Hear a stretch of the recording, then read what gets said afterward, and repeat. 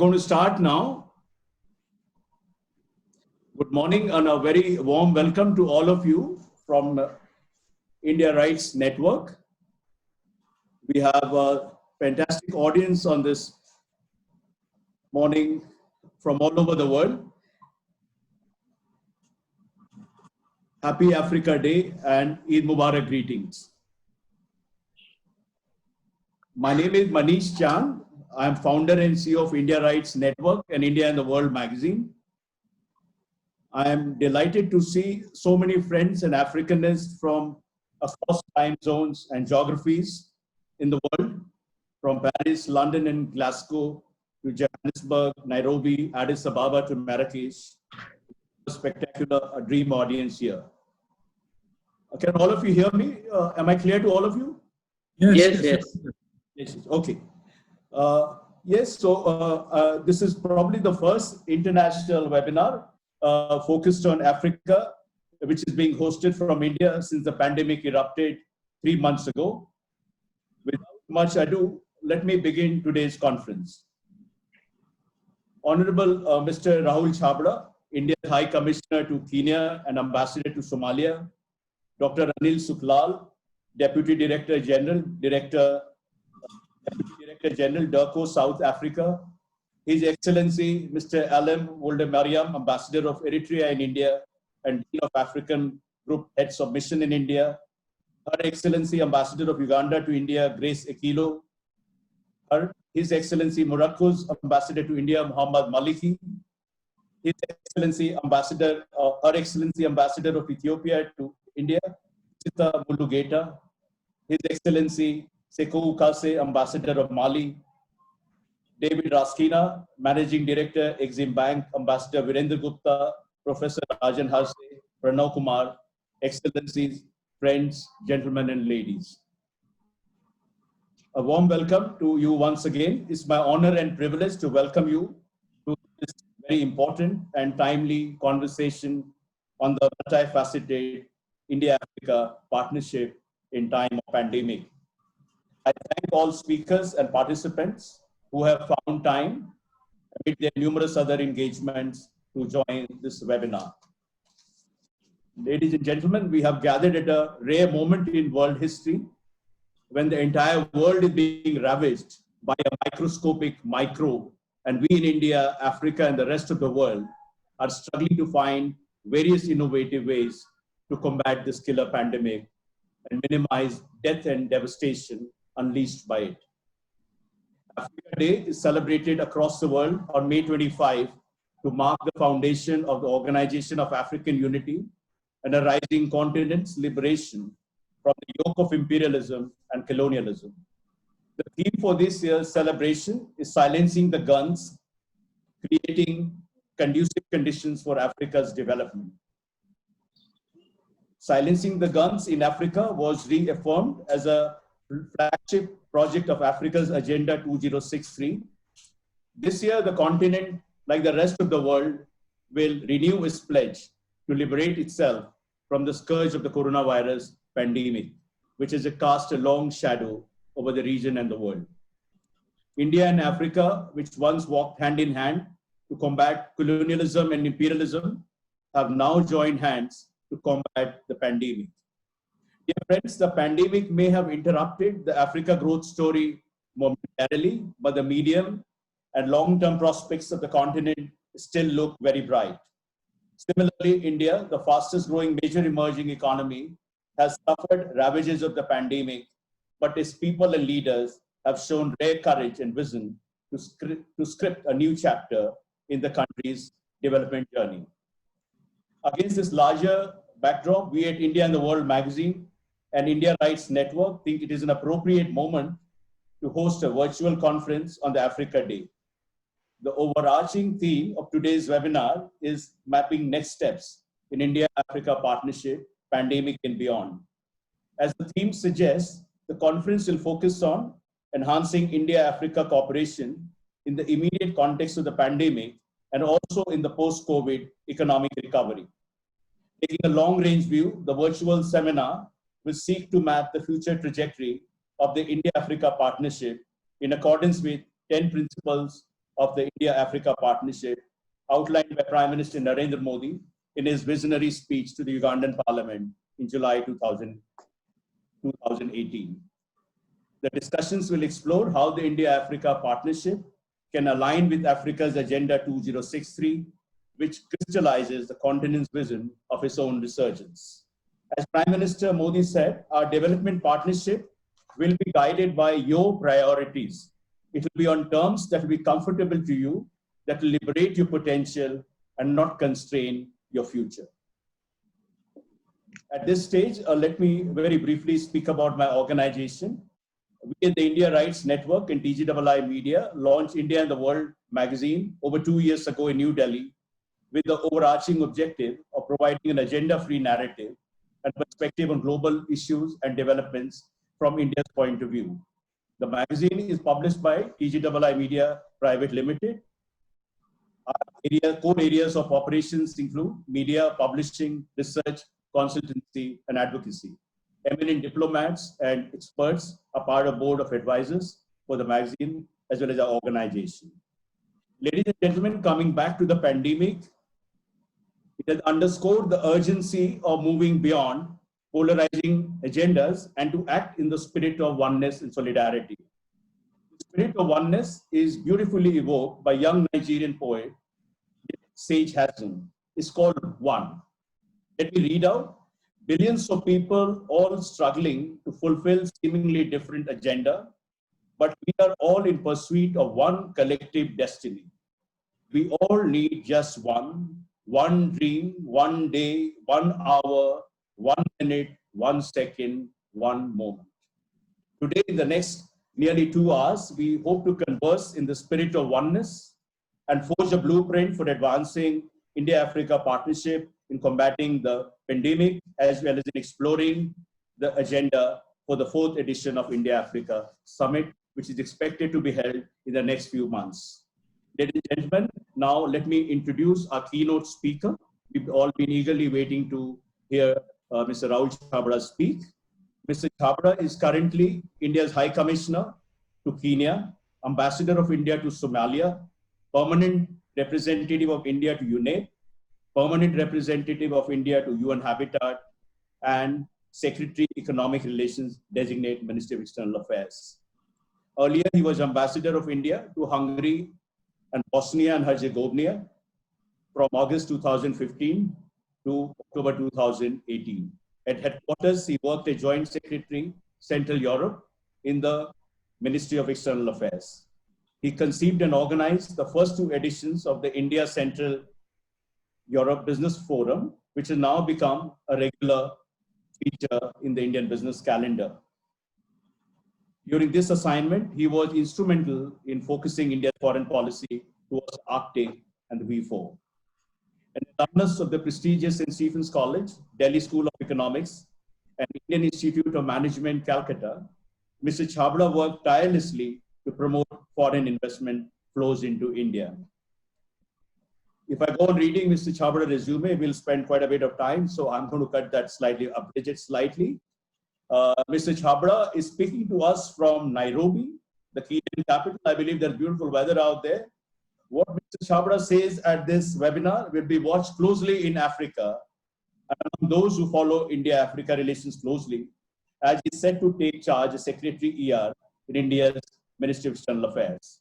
In this crucial position, Mr. Chabra will be in charge of Africa, will not be in charge of Africa, but will also be India's Sherpa for BRICS and IPSA. He will also be in charge of India Development Partnership, as well as global trade and investment.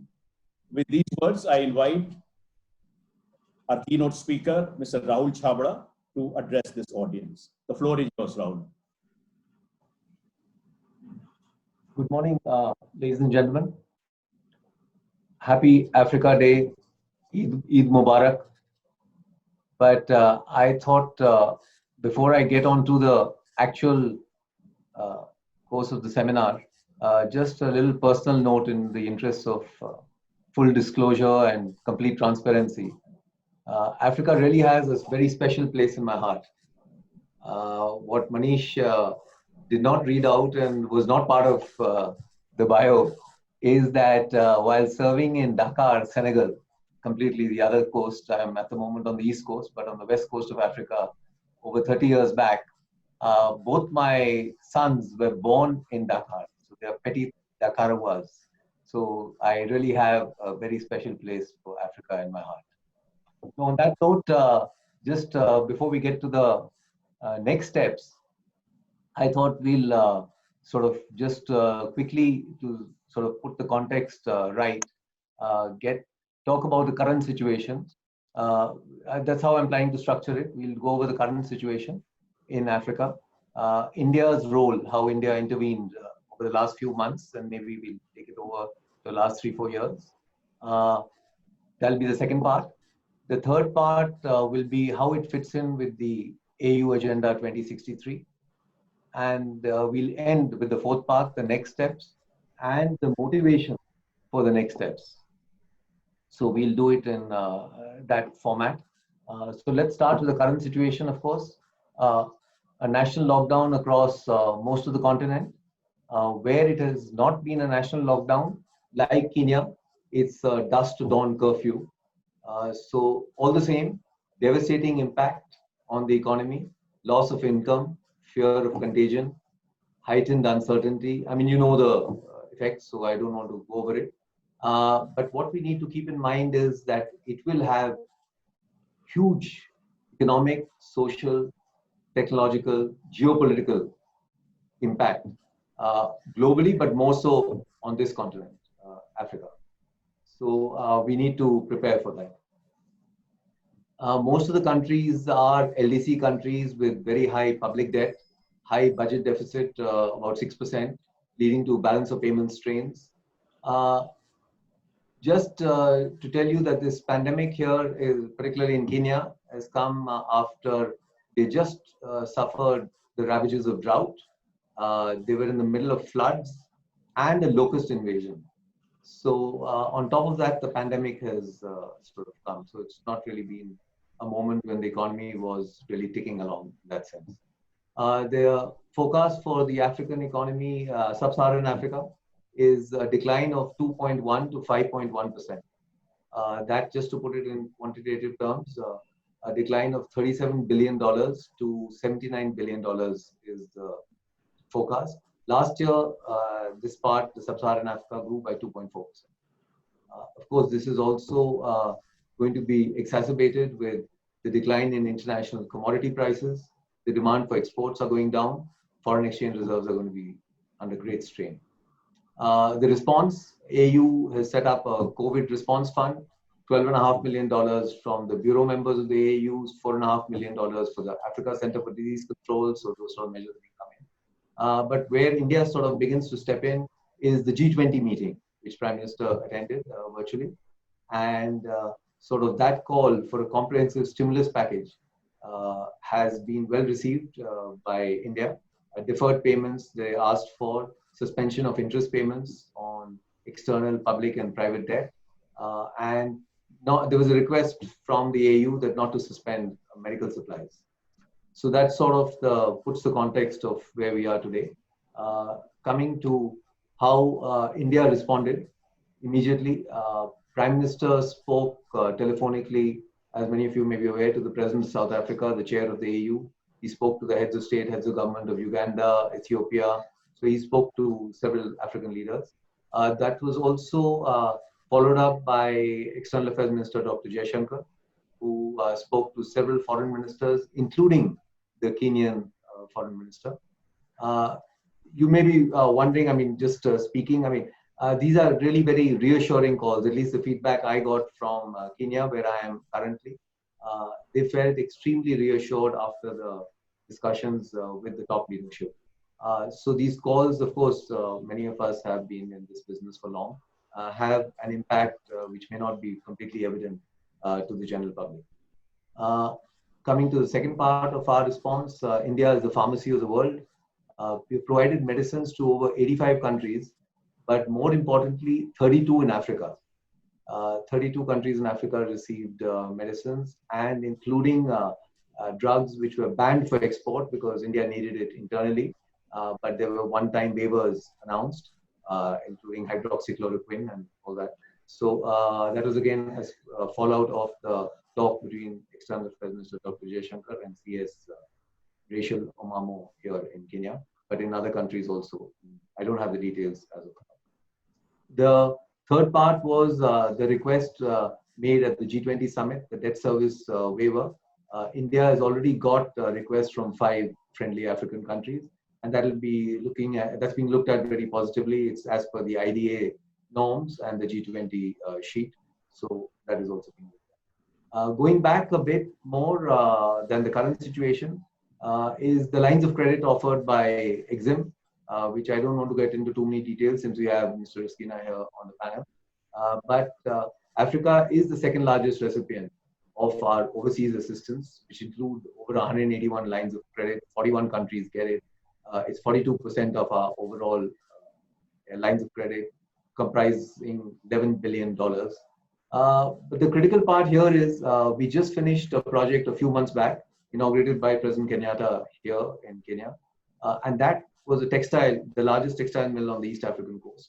What it's ended up doing is today producing hundreds and thousands of masks. So though it was not meant to, so the lines of credit are having these spin-off effects, and we are getting a lot of good mileage and good publicity where Rivertex is turning out these masks.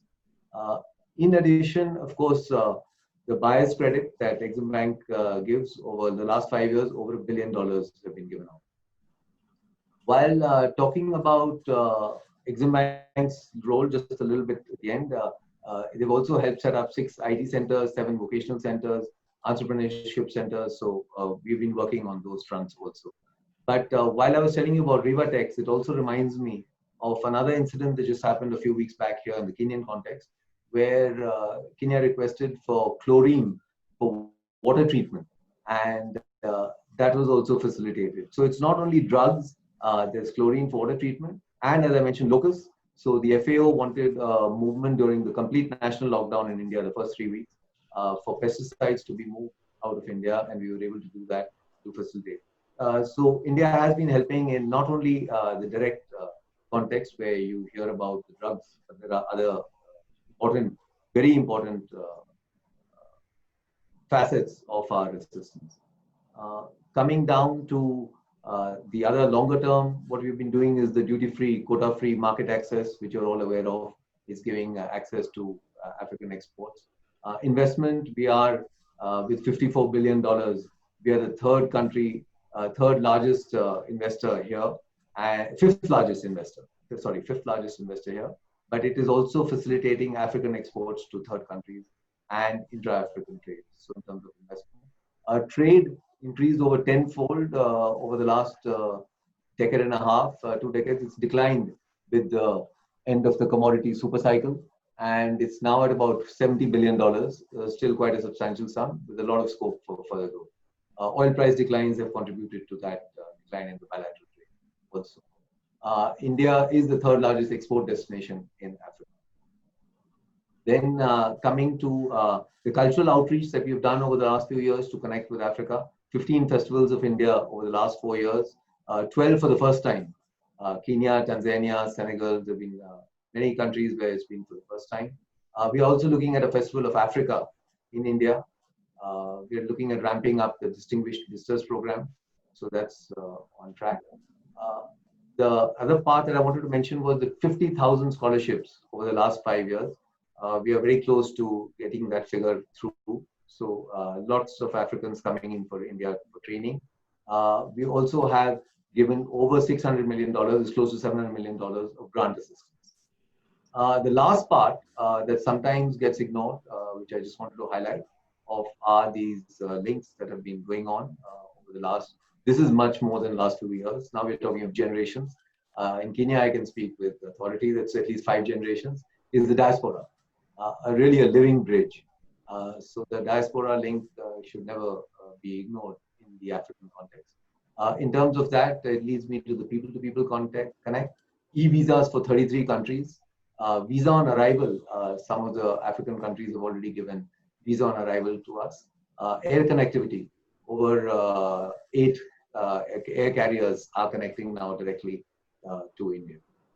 So that is the broad connect between India and Africa over the last few years, and maybe, as I mentioned, the diaspora. Now coming into how it links with the AU Agenda 2063, it really aligns with India's growth agenda. So that's a very good and a positive sign. We are looking at cooperating at the continental level, the regional level, bilateral level. Multilateral fora, also the IORA, the Indo-Pacific.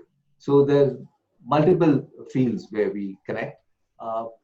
Seriously looking at projects at the continental level. There's cooperation in the health sector. 20% of India's pharma exports go to Africa. Bhavatrons have been gifted everywhere, including in Kenya, to several countries in Africa. And the government really appreciates that, by the way. Every time we meet people, we get a lot of credit for the Bhavatron that is being gifted. It's completely state-of-the-art, for those of you who may not be aware. State-of-the-art cancer detection machine using nuclear and radioactive sort of techniques. We are also seriously looking at joint ventures, hospitals being set up as joint ventures here, because the medical system here is weak.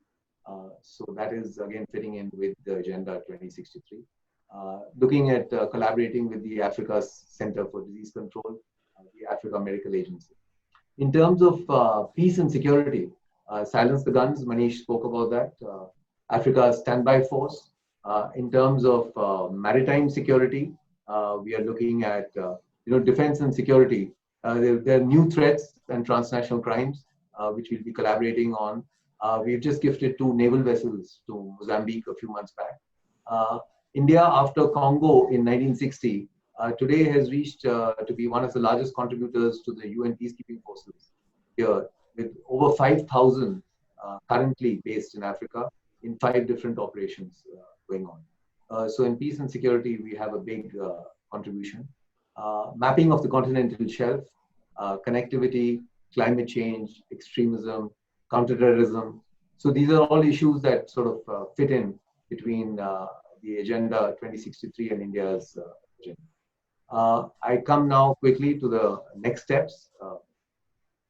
The next steps and the new areas which we could look at collaborating. They need not necessarily be brand new in that sense, but just the new areas. Solar energy, where we need to ramp up. Of course, in the International Solar Alliance, as you're all aware, more than half of the members from Africa, half membership over that. We have announced over $1.6 billion as line of credit for African members for using, for getting solar projects. The other aspect is bridging the digital divide. So how to use technology to bridge the digital divide. In that, I wanted to bring again to your attention, just in the last few weeks, at least in Kenya, I have the figures, and Somalia, by the way, the e-ITech program that was launched. And we've launched special programs, training on how COVID can be treated for nurses, professionals, healthcare administrators. And over 50 people have benefited already in the last few weeks alone on the COVID programs through using this e-ITech platform. It's done by the All India Institute of Medical Sciences. It's backstopped by the IIT Madras. So it's really our premier institutes that are involved in this e-ITech program, which leads me to the e-Arogya and e-Vidya Bharati more in the medium term as the next steps, which is in the second phase of implementation, where over 5 years we are looking at training over 4,000 students, over 1,000 medical professionals. So for 5 years, free training, all on the digital platform. So that's the second aspect of the next steps. The third one is traditional medicines. So it's an area where even Europe is picking up fast. So I think Africa should also like our Ayush sort of alternatives to normal conventional medicine. So we're looking at that. We're looking at the blue economy. Another very interesting part, of course, the Blue Economy Conference was held in Nairobi a year and a half back. So we're looking at building on that. There's also this other aspect of triangular cooperation that we're looking at. For example, France, we collaborated for the Solar Alliance. With the UAE, we're looking at Ethiopia to do a center for IT excellence. And in Japan, with Japan, we're looking at a cancer hospital here in Kenya. So this concept of a triangular cooperation is also one of the new aspects that we'll be looking ahead. There's also study in India. This is again, I mean, many of you are aware that over 13 current former heads of state, heads of government, vice president, just at this level, over 13 current and former in Africa have studied in India. And over half a dozen chiefs of army staff have again studied in India, including the current Kenyan chief of army staff. So these are all very important links. And in fact, we have an association here called the Bharatwala Association, where students who studied in India and sort of get together.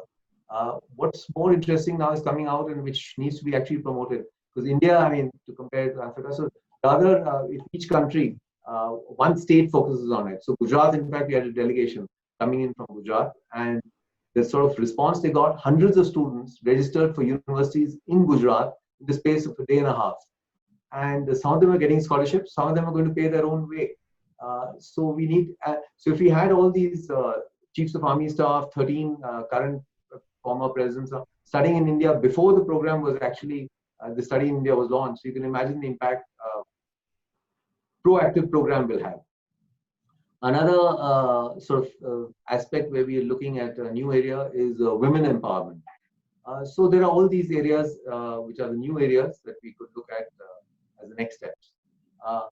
As Manish mentioned, the Prime Minister's speech at Uganda, which he said, Africa, we will work as per your priorities. The part that he didn't mention was the first part, that Africa will remain on the top of our priorities. But building on what Manish mentioned about your priorities, of course, cooperation being demand-driven, consultative, participative, sustainable, and not a supply-driven cooperation. So I'll come now to the last part of what is it that is pushing this sort of new next steps. The first is the change in the political arena here. Really the democratic polity in Africa is taken root across so many countries. So there's a complete mindset change in Africa. So that is one of the drivers of this collaboration. The other few points which I wanted to make was the desire of Africans to leapfrog into the fourth industrial revolution. So that's where the digital, bridging the digital divide sort of comes in. There's also both the entities, India and Africa, are emerging and rising players. So that will also sort of help construct these next steps. This is, if it develops very well as it's on track to do, going to be the defining partnership actually, with an enhancing cooperation in tourism, medicine, governance, S&T, science and technology, space, IT, I mentioned these areas, education, mining. We have common interests on international issues, UN reforms, counterterrorism, peacekeeping, cybersecurity, energy security. So we do have common interests to sort of build on this. The last two parts of my thing are same on building on this. What is the motivation for this? On the economic aspect, I wanted to bring out at the end, the Continental Free Trade Agreement. It is the largest in the world after the WTO, as many of you are aware, but I don't know how many of you remember. This week, we celebrate 1 year of this anniversary. And with 5 of the 10 fastest growing economies of the world based in Africa, I think I'm not sure how much the Indian corporate sector has actually focused on the significance of this African Continental Free Trade Agreement. So that needs to be sort of talked about more in Indian corporate circles. And the last of the economic change, which actually happened earlier this week, was France cutting off its links with the CFA. This was 75 years back when the CFA was launched, and the entire currency is now being done away with the French silver, and it will be called the ECO. Of course, those in the field, Exim Bank will be maybe aware of it, but I'm not sure how many others have noticed it, because it will have huge impact on trade and investment in that part of the world, West Africa, where I've served in Dakar, as I was saying. And since I started on a personal note, I think I'll end on a personal note also. I was chargé d'affaires at that time in the early 90s when the CFA franc was devalued by 100%. I luckily managed to save the government a lot of money But that's another story for another day. I'll exceed Manish's time limit if I go on. Thank you so much for listening, and I look forward to listening to it. Thank you, Rahul. Thank you, Mr. Chhabra, for that magisterial big picture view of India's relations with Africa. You brought out new avenues of India-Africa partnership, focusing on the challenges and also map the way ahead.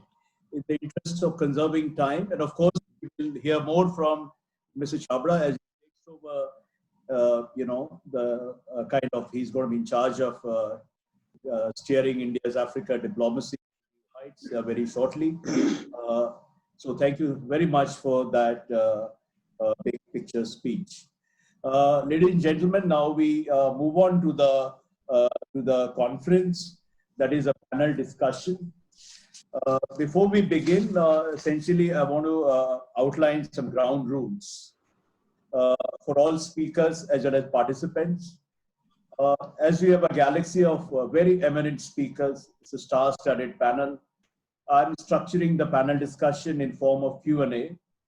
Each speaker will address a couple of questions posed by me, and I will request all speakers to confine their remarks to the questions posed and respond in maximum 5 to 7 minutes. I'm sure we all have much to speak. I would really appreciate if, at least for some time, you would restrain your gift for eloquence and oratory and be precise.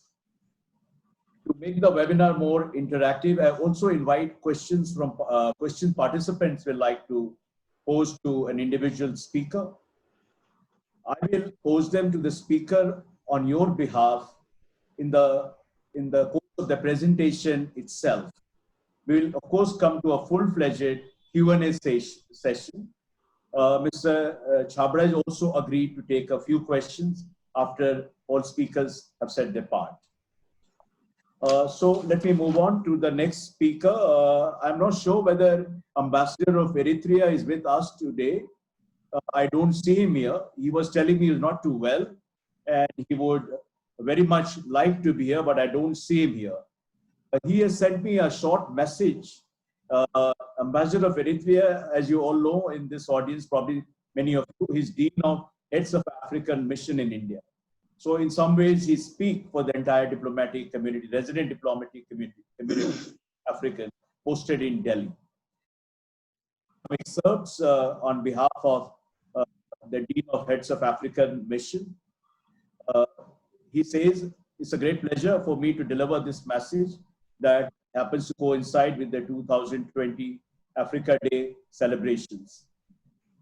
Suffice me to note that Africa Day celebrations represent an avenue to recall and celebrate some landmark achievements of the African Union on various issues, including, among others, promotion of peace, security and stability, infrastructure development, continental integration, women and youth empowerment, poverty alleviation, and eradication of diseases.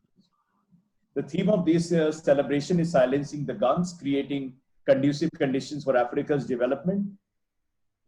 To that end, silencing the guns in Africa was reaffirmed as a flagship project of Africa's Agenda 2063, requiring all Africans to work together towards ending all wars, civil conflict, gender-based violence, violent conflicts, and preventing genocide.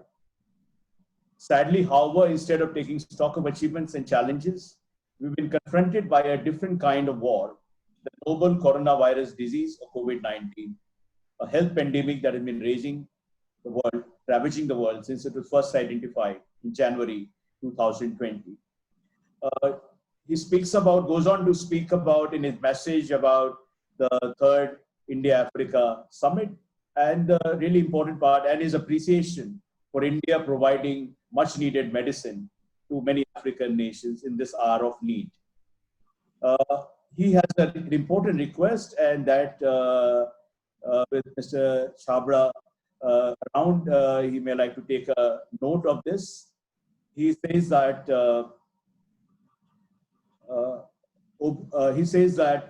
COVID-19 has and is adversely affecting the finances of all African countries. I therefore suggest that India relaxes servicing schedules of the lines of credit and buyer facilities extended to African countries in view of the situation. This, in my view, is a least support India can extend to African countries in the spirit of India-Africa partnership during the period of this pandemic, even as we work towards the 4th India-Africa Forum Summit. He goes on, he is quite optimistic about African resurgence, even in this hour of distress for the continent. He says African Continental Free Trade Area will create a single largest market for goods and services movement of persons in order to deepen the economic integration of the African continent. I urge India, for that matter, Indian industrialists and other business establishments to consider relocating some of their activities and production lines to Africa in order to enjoy the enormous opportunities that will emerge, including duty-free and quota-free access, and when the free trade area fully takes off. So it's a variant of, he's asking Indian companies to basically make in Africa a really inspiring and a very empowering initiative if that can be done. And he says that kudos to all health workers and health service providers for the wonderful jobs they are doing to fight this rather mysterious disease. As we say in Africa, this too shall pass. So this was the message of the Dean of African Diplomatic Corps. I hope Mr. Chabra has taken note of the point about India relaxing lines of credit. Now we move on to our next speaker. I'm so very happy to welcome Ambassador Anil Suklal, Professor Anil Suklal. He's joining us from Johannesburg. He's the Deputy Director General responsible for Asia and Middle East, Department of International Relations and Cooperation, Republic of South Africa. In addition to his duties as Deputy Director General, he's also South Africa's BRICS Sherpa, G20 Sherpa, and IPSA Sherpa, and the IORA representative. So he's got quite a large portfolio of responsibilities. Of course, I mean, I don't want to go on reading out long bios of all the speakers. They're very eminent people. I believe the bios have been circulated to all of you. It will be also circulated after the conference is over for people who are not familiar with the full profile. So basically, let me ask Ambassador Anil Suklal to talk about, South Africa is the chair of the African Union. And the African Union is going to play a major role in steering Africa's post-COVID recovery and the ongoing efforts to combat the pandemic. We may like to focus briefly on what South Africa as chair of AU is doing in this context.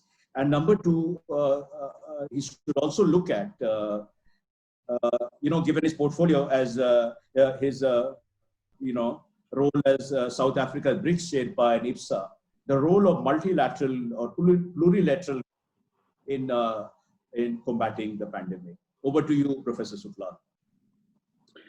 Thank you, Manish. Let me firstly congratulate you and India and the World magazine for hosting this very important event, coinciding with Africa Day.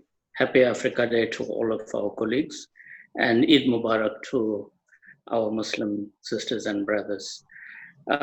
Let me start, before I come to your question, to also welcome and congratulate Ambassador Chabra into his new position, and I look forward to working closely with you, having worked closely with Ambassador Tirumurthy recently.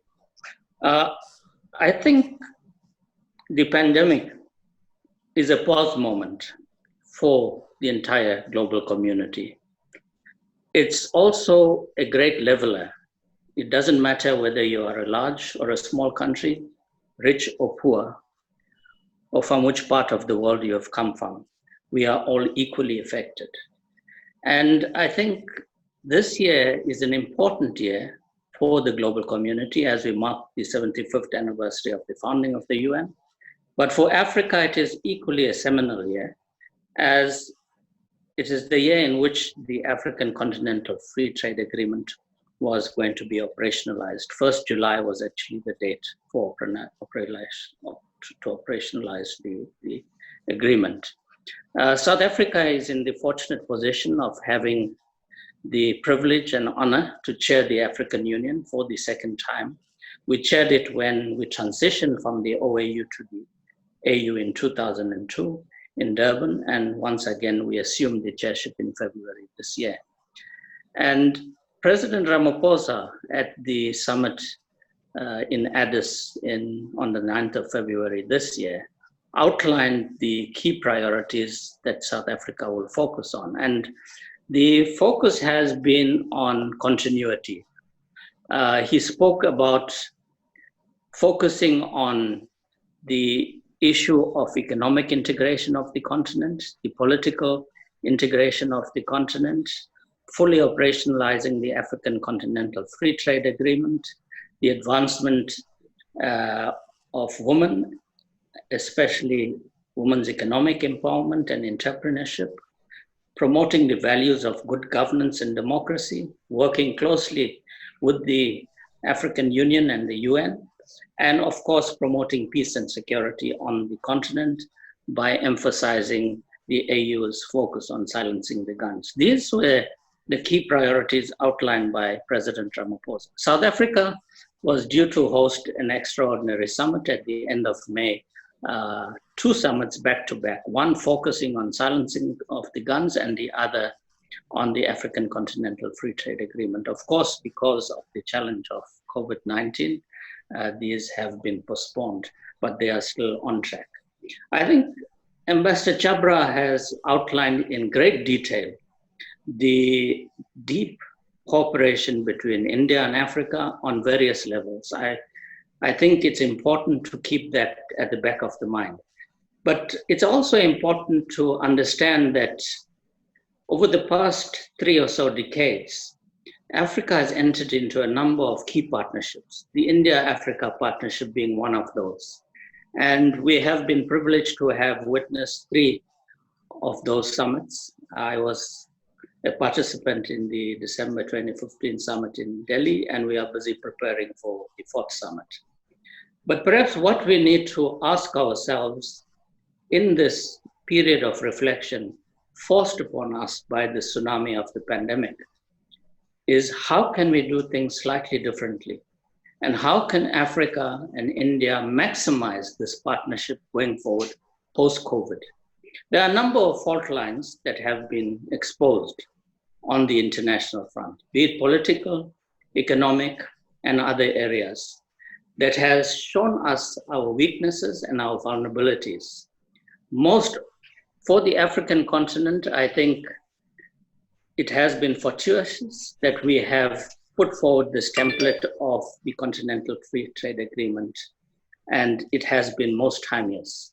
It's an opportunity for us in this moment of difficulty. As Ambassador Chabra has pointed out, the predictions in terms of contraction of the global economy and the African economy is going to be quite severe.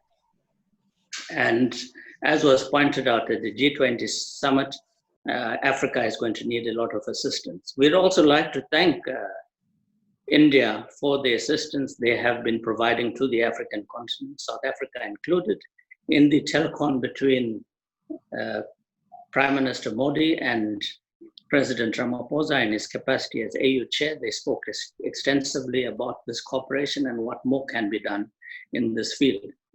I think as Prime Minister Modi outlined the key guiding principles in the India-Africa partnership at the 2015 summit, and he echoed this further during his state visit to Uganda when he addressed the Ugandan parliament. What is needed now is for us to unpack each of these guiding principles and synergize it in terms of Agenda 2063. There's a great deal of complementarity here. Both India and Africa accounts for almost 1/3 of global population. But what is our combined share of global trade? Under 10%. Africa's share is between 2 to 3%. In this day and age, this is a serious, serious slight in terms of how global trade is conducted. And we need to really look this again, and what can be done differently to ensure that Africa and India become part of the mainstream. One of the fault lines that has been shown quite severely during this COVID-19 impact is the disruption of global supply chains. And Africa is not very much part of the global supply chain and the global value chains. We are much on the margins. How can we become part of the mainstream? And Ambassador Chabra has outlined several things that are being done in this partnership. I think this partnership can be characterized into 4 key areas. How Africa and India can work on the peace and security front in collaboration. Much is being done already on the economic and the social front, and on the people-to-people front. There are a number of key areas. When you were reading out the statement of the Dean, and the Dean was appealing to Make in Africa, I think it's not just about Make in Africa or Make in India. It is about how we can jointly produce together for the mutual benefit of both India and Africa. And I think there are tremendous opportunities, and we have to look at the niche areas where we can add value to this relationship. And Ambassador Chabra has outlined several areas, especially the pharmaceutical, the medicine field, the ICT area in the context of the 4th Industrial Revolution, the agro sector, the capacity and skills development, remembering that both Africa and India have the most youthful population. This is a major advantage for us if it is harnessed properly. And I think, India can partner with Africa in terms of empowering our youth, in terms of skills and capacity building, and of course, in terms of manufacturing. Where we don't centralize manufacturing to 1 or 2 centers of the world, and in times of disruption like this, we become casualties. We need to relook the model of the linear model of value chain supply, of producing, using, and discarding. We need to have a more secular model in terms of production. And I think this will also assist in terms of the impact on the environment and how we can jointly collaborate in addressing the challenges of climate change. And I think, India and Africa can work closely together. So I think it's a moment for us to relook these partnerships. The template is there in terms of what we've agreed on, but how can we do things slightly differently so that as we speak of empowering Africa and Africa becoming more independent and becoming a center for manufacturing and part of the global value chain, supply chain, what role can India play in partnering with us for the joint benefit? The other important partnership that we need to focus on between India and Africa, as was pointed out, over the past 2 or 3 decades, since the launch of the African Union, democracy has taken root, good governance has taken root. Africa has shown leadership in the continent itself. And these values are central, the fundamental values of human rights, the African Charter on People and Human Rights being an example. How can we build on this on the global stage? The whole United Nations system is paralyzed at the present time. We saw the attempts at the United Nations Security Council now to put a halt to global conflicts during the time of the pandemic. This didn't fly. It just shows how paralyzed the UN system is. As we celebrate 75 years, what is it we are celebrating? Because you still have an Africa that is marginalized from the Security Council. The reform process is 20 years down the line, and where are we? So within the context of BRICS and IPSA, I think Africa and India must push the reform agenda of the multilateral institutions, especially the Security Council. And I think, we need to collaborate and see how we create a more inclusive global society that does not marginalize Africa and other parts of the world. I think I will leave it here at this point. Thank you. Thank you, Professor, for those very valuable suggestions, very concrete recommendations for next steps in India-Africa partnership. Thank you for your presentation. We'll come back to some questions from the audience. Now, move on to Her Excellency Grace Akilo, Uganda's High Commissioner to India. Uganda's High Commissioner to India, for I should mention on a personal note, has been very proactive and really been very encouraging of this initiative, this webinar we are organizing. And madam, can you hear me? I can hear you very well, thank you. Yeah. And she has a gift for writing. She's apparently a great admirer of what India is, or at least, how India is handling the pandemic and the lessons it holds for the Uganda and the African continent. Excellency, I would like you to focus in your remarks for 5 to 6 minutes maximum on this particular aspect, that what is the relevance, or how do you look at the Indian experience, or so far the way India has handled the pandemic, and what lessons, or what is the value of that experience for Africa. Also, I've seen that all the what we have done as acts of solidarity, for example, the lamp lighting, diya lighting, and all that. Uganda had created quite a buzz, and in other parts of Africa. How do you look at this cultural affinity, and going forward in terms of setting the agenda for India-Africa, the next India-Africa summit? Can you talk about some iconic projects that two regions can partner? Over to you, Your Excellency. Well, thank you very much. First, I would like to thank you, Mr. Chairman, Ambassador, the High Commission of India to Nairobi, for chairing this and bringing out the issues that we are all grappling with very, very clearly. So I want to thank you, Excellency, Mr. Chabra. I would like to salute all of you, Excellencies, ambassadors, high commissioners, and senior officials from whichever part of the world you are listening to this webinar. And thank you for participating in it. I think I will echo my dean's quote of the Africa Day theme as silencing the guns, and say that while the continent had actually worked very closely towards achieving this, and I think that there have been some notable achievements on the continent with a few hotspots here and there, but basically it was moving towards it, and it would have mopped up everything. Well, then coronavirus started its own guns on the continent, and perhaps that's why we are all here. So I just want to concentrate on the two questions that have been asked by our convener. And I want to start by saying that Uganda-India relationship during this is divided into three sections. One prior to COVID, during COVID, and after COVID. Very briefly, I'll say that before COVID, we had high-level consultations in many areas, which culminated in ministerial meetings.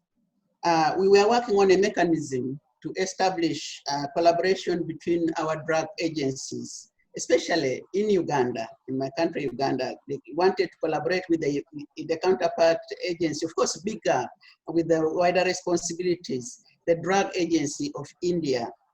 Then before COVID, we had the private sector engagements in Uganda, between Uganda and India, where the private sector in India has gone to Uganda and established hospitals and established diagnostic centers, and is working on pharmaceuticals and the pharmaceutical industries. One of the most notable of these was the donation by the government of India of a cancer machine in our Uganda Cancer Institute, which was very well welcomed. This was done during the visit of the Prime Minister Modi. And then we had an NGO, a pharmaceutical company, donating a mobile cancer van throughout the country. That was prior to COVID. Then COVID hits us, and my president requests permission to talk to the Prime Minister of India because of the warm relations that exist between us. This call was made between the two principals, and the object of that call was solidarity, but more than the solidarity, the president actually made a request for some drugs to be sent to Uganda, which India obliged and sent us some drugs, for which we thank the country very, very much. But I think the discussion had gone further than that, the physical acquisition of the drugs. Uganda was thinking of being able to manufacture some of this COVID, especially the hydrochloroquine by itself. And so there's already an Indian company, Cipla, well established in Uganda. And so these resources were availed by the government of India to Cipla to be able to manufacture hydrochloroquine on the ground. We thank you very much for this. Now, post-COVID in the health sector, I think that the high-level consultations on health issues should continue. indeed, I would say that the health minister should feature highly in one of the Forum Summit events, because there was defense ministers, then there was agriculture ministers, and I don't recall there being a meeting put in this summit, within the context of the summit for health ministers, and I think this is a very important area. Another very important area for Uganda in particular, and I feel very strongly about this, is that we wanted to establish a link between our drugs authority and the Indian drugs authority. This is because we have a very, very big problem of fake drugs entering our market. And some of our suppliers, will tell you this is for treating especially malaria, this is for treating this and the other, and the efficacy of the drugs, some of them were found to be zero. And we know that India produces better drugs and has the means to monitor the drug production, the people who produce these drugs and so on. And Uganda wanted to collaborate very much and still wants to collaborate with the Indian Drugs Authority. Then another area of research now, another area of collaboration post-COVID would be a very close working relationship with our virus institute in Entebbe. I think that Uganda has a lot to offer on the research that they have done on virology, because, for example, we dealt with Ebola, but also now we are seeing that India is much more advanced, has got much more advanced research capacity than us and technologies. So we want to form very close collaboration with us. Then we should also facilitate the private sector to set pharmaceuticals in Africa, if you like, but in the particular case of Uganda, in Uganda, there is no reason why we should not establish joint research between the formal conventional medicines research, as well as the Ayurveda, with some of the facilities and some of the resources that we have in Uganda. As you know, Africa has got its tradition of root medicine, herbal medicines, which goes centuries, and some of them are more effective than the others. And indeed, they are resources of some of the material for manufacturing drugs. So why don't we take this opportunity now to go into Africa, Uganda-India relation, Africa-India relationship, go into Africa and, like my dean said, locate there and do some research on African herbs and roots medicines. Now, I will talk about something else, which is which would be iconic, I guess, but not so iconic, in the sense that agriculture, in Africa, Africa has about 25% of the planet's land mass. And if our agriculture were unleashed and had the sort of revolution that has happened in other parts of the world, Africa, the planet would not need to worry about food at all, because Africa would supply the food. This also would be the starting point for a big industrialization program throughout Africa. And some of the African countries which have actually had their economies grow have grown from this industrialization of the agricultural sector, because the agricultural sector provides jobs for the youth, and the youth problem will be solved. Agricultural sector, when it's properly utilized, industrialized manufacturing, agro-processing, will produce for you tradable quantities of goods in large quantities, which will supply not only the domestic markets in various countries in Africa, which will not only supply indeed Africa itself, it will be a food supply for the world, all kinds of food related. However, the green revolution that I'm looking for, we are worried a little bit about it, because we have learned a lot about how that revolution has been hijacked by some high companies, chemical industries, which produce chemicals which kill the soils.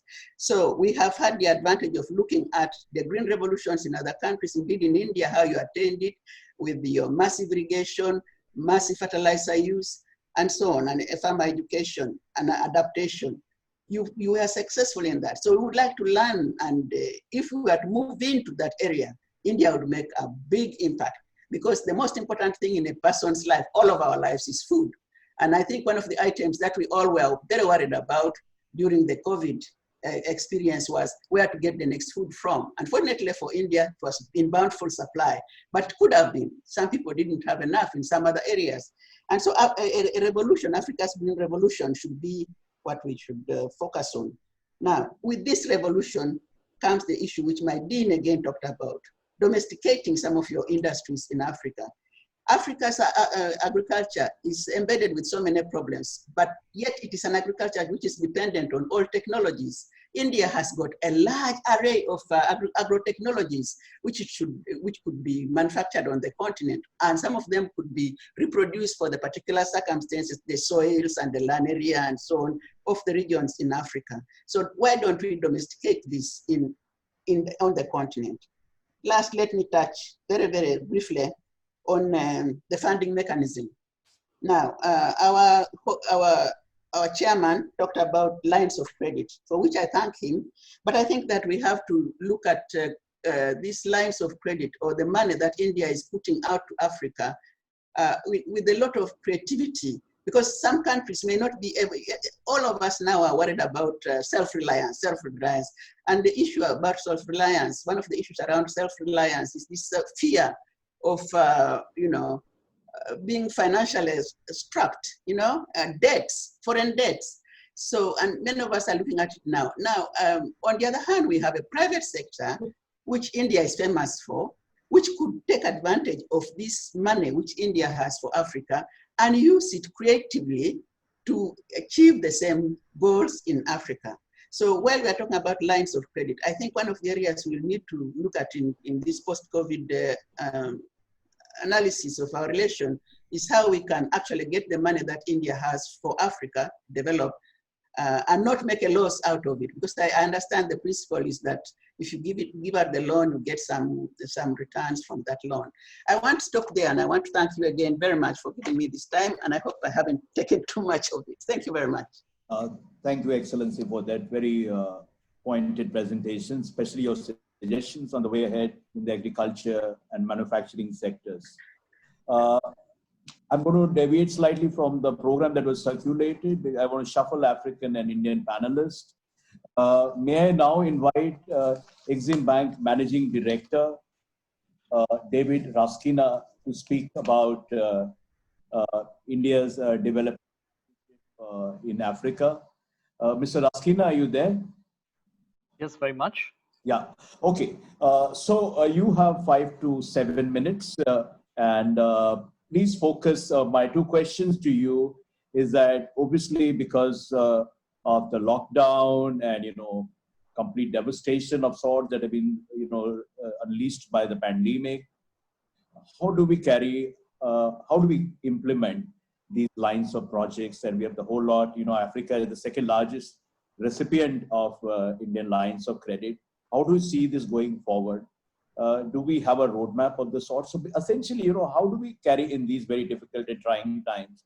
And going ahead, the agenda. I mean, we are talking about pandemic as though, it only erupted 3 months ago, but it almost looks like pre-pandemic and post-pandemic, as in before pandemic, like before Christ or something. We have forgotten what the world was like. So moving beyond the pandemic, how do you see our development partnership going forward? Thank you. Over to you now. Sure. Thank you, Mr. Chand. I had put off my video because of connection issues. That's why you couldn't see me. Let me address the 2 questions you mentioned. One is, how is the lockdown affecting the implementation of the lines of credit, and where do we go from here? Now, of course, in a lockdown, just about every project is going to come to a halt. Any project by definition relies on long supply chains. It relies on logistics, inflow of materials, outflow, the supply of human labor, and workers who will have to necessarily be concentrated. The moment you have a lockdown or even the semblance of a lockdown, a project by definition cannot function. And it would be positively dangerous for it to function because you're going to have a lot of people working in close concert. So for the moment, definitely in many parts of the projects where the lines of credit are concerned, there is a temporary halt. Now, work which has already been done, has been billed, has been paid. We are still making disbursements. Even today, funds are being released. But this is all reflecting work which has already been done earlier and has been built along. As the time moves forward, that is definitely going to slow down. In the short run, it's not going to have a big impact. It depends how long the lockdown lasts, how serious the lockdown is. Can we get back on course in a couple of months? Then we should not have a major problem. However, if the lockdown lasts longer than that, then yes, economics of a project are going to be impacted, and that is something which we will have to look at going forward. more than the economics of an individual project, and I think the point came up both with Mr. Chabra was speaking and Her Excellency Madam Grace was speaking also, this is going to have an impact on the fiscal situation in Africa.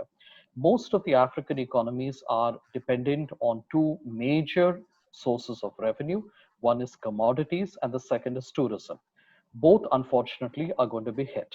Commodity prices have taken a blow, not just oil or coal, but metals, ores.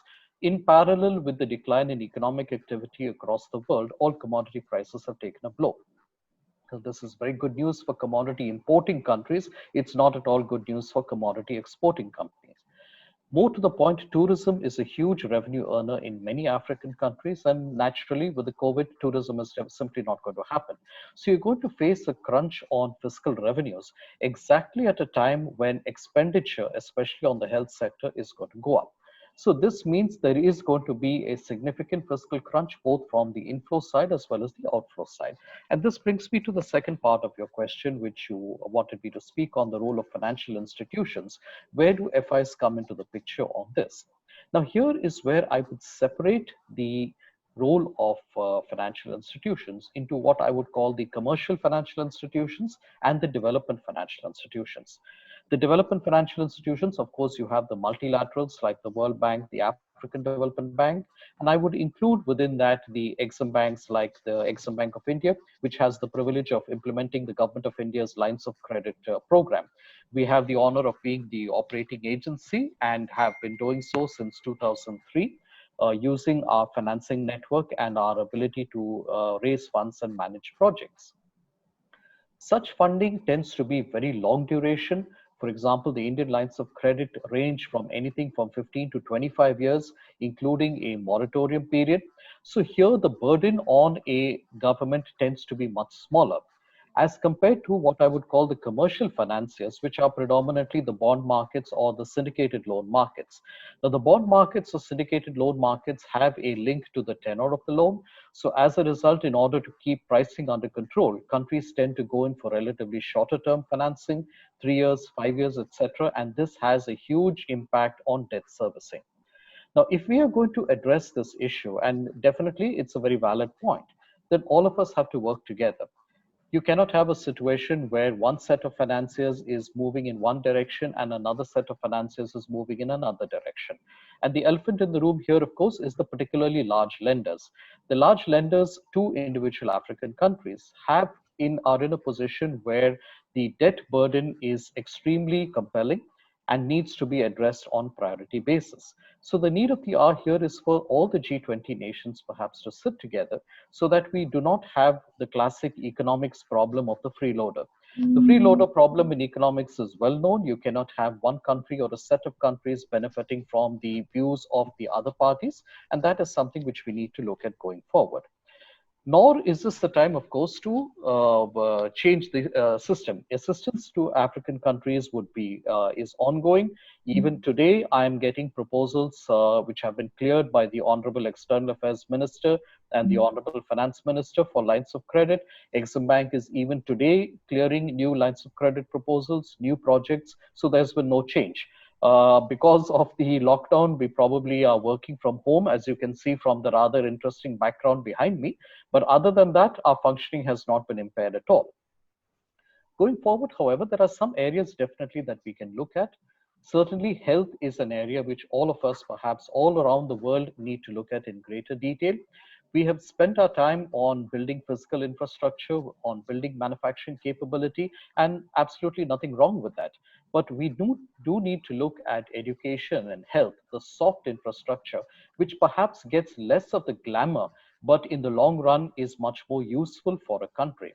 And the COVID pandemic has definitely brought out to all of us, and I'm not talking only of Africa, I'm talking of the entire world, the lacunae in our expenditure on health.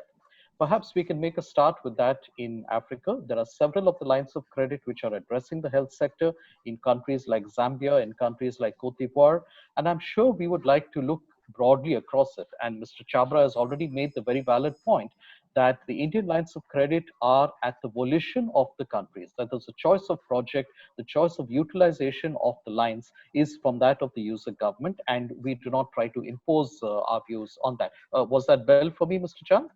Yeah, I mean, you could take maybe another minute to round up.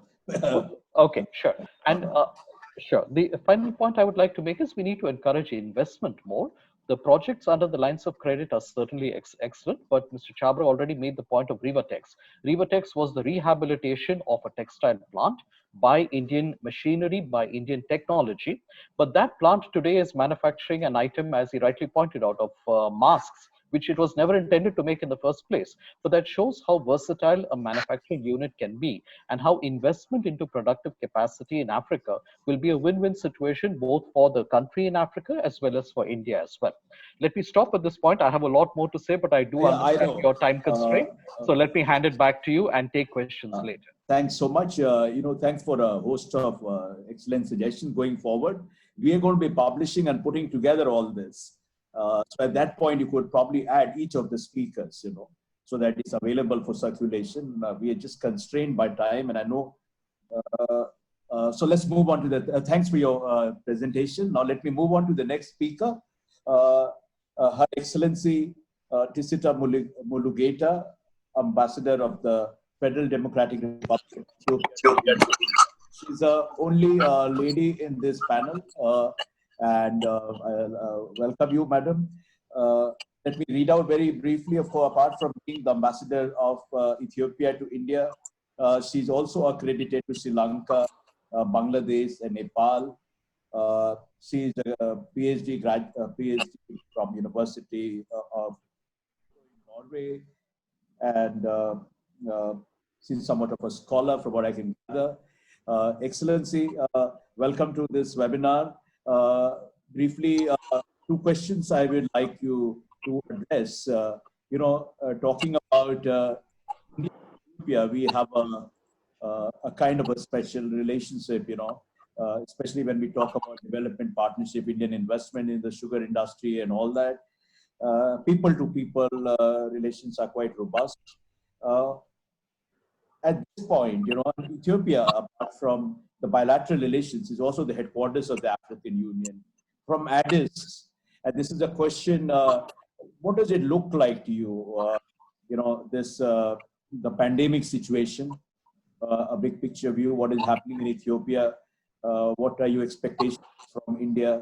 And going forward, I will weave in a question because we may not have sufficient time later. This question is from Ambassador Rajiv Bhatia, India's former High Commissioner to South Africa. He asked that what is the mood in Africa now that we are 4-5 months into Corona age? Will it make the world less attentive to the needs of Africa in months to come? Over to you, Excellency. Warm greetings to excellencies and dignitaries. First of all, I would like to thank the organizer who created such an opportunity to help to discuss on such important issues on Africa Day despite such challenging time. As it is said repeatedly, the India-Africa relationship is nothing new. It dates back to centuries and both were partners for long years. Both historically and politically, India is one of the most important partners of Africa. And after India got its independence, it raised voices for African liberation, taking their cases to all the available international fora. So when we discuss about mapping the next step in India-Africa partnership, we need to focus on some fundamental points, like there is always a sense of solidarity between Africa and India from long period of time. And also there is a feeling of shared historical experiences among Africa and India. Because of similar socio-economic conditions between Africa and India, common solutions can be found if they work together. And in addition to that, there are some focus of interest to be considered from both Africa and India perspective. That is, contemporarily, Africa is in the midst of change with a flow of big amount of foreign direct investment.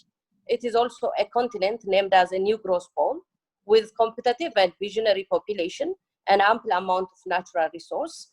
And also, if we see economic development in Africa, 6 of the top fastest economies in the world, including Ethiopia, are found in Africa.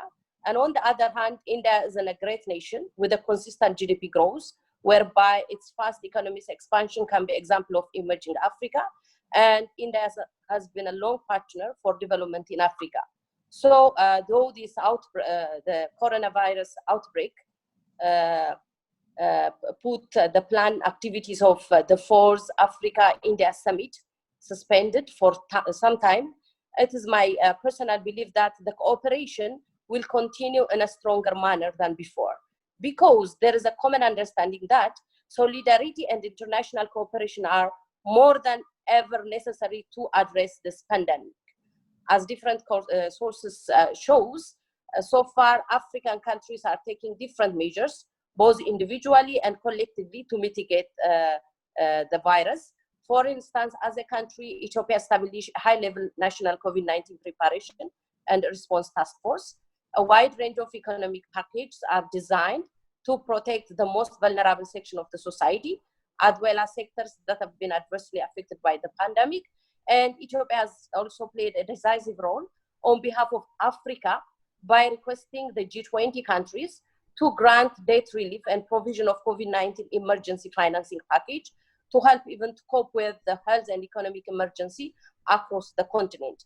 Ethiopia has also dispatched COVID-19 package that has been provided by the foundation for 54 African countries. And also as a collective measures, we have heard that several African leaders have had a telephone conversation with Prime Minister of India, and Prime Minister of India conveyed his message that India will provide full support for the joint African effort against the virus. Even with the phone call between Prime Minister of India and Prime Minister of Ethiopia, India also ensures that India will continue to support Ethiopia for ensuring supply of essential medicines and working on the economic impact of the pandemic. So this conversation and message at a leader's level shows the strong solidarity between Africa and India leadership to combat the spread of the virus. And beyond this cooperation at a leader's level, I believe there are several platforms of cooperation between Africa and India. That includes health sectors, IT, energy, science, education, agriculture, and several kinds of trade partnership. For instance, from the perspective of health sector, we know that India's health sector is one of the most relevant and influential responders of the crisis. And India is renowned as the world's largest generic pharmaceutical producer, and it is a significant supplier of PPE and other needed medicine. So, in addition to providing essential medicine, India can collaborate by providing technical support and training to African health workers and professionals in related to COVID, either in virtual or in another way.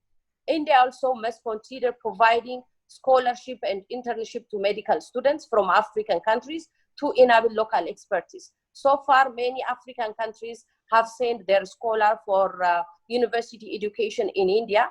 Ethiopia has like more than 1,000 students who have been following their education in India, but none of them are in the medical faculty. So creating such opportunity would strengthen the relationship between Africa and India, even to combat the existing outbreak. Moreover, Indian investors who are interested in medical-related investment, including pharmaceutical or hospital industry, can take this as an opportunity for mutual advantage. For instance, Ethiopian government provide several benefits for such kind of investors. And my government is welcoming those who are interested in health-related sectors and work in public-private partnership manner. In addition to that, government of Ethiopia is providing tax-free advantage for importers who are interested to supply PPE. And I believe this is also a good opportunity for producers and exporters of COVID-related medicines and personal protection equipment in India. In addition to that, we can create a platform in terms of enhancing Africa-India trade partnership.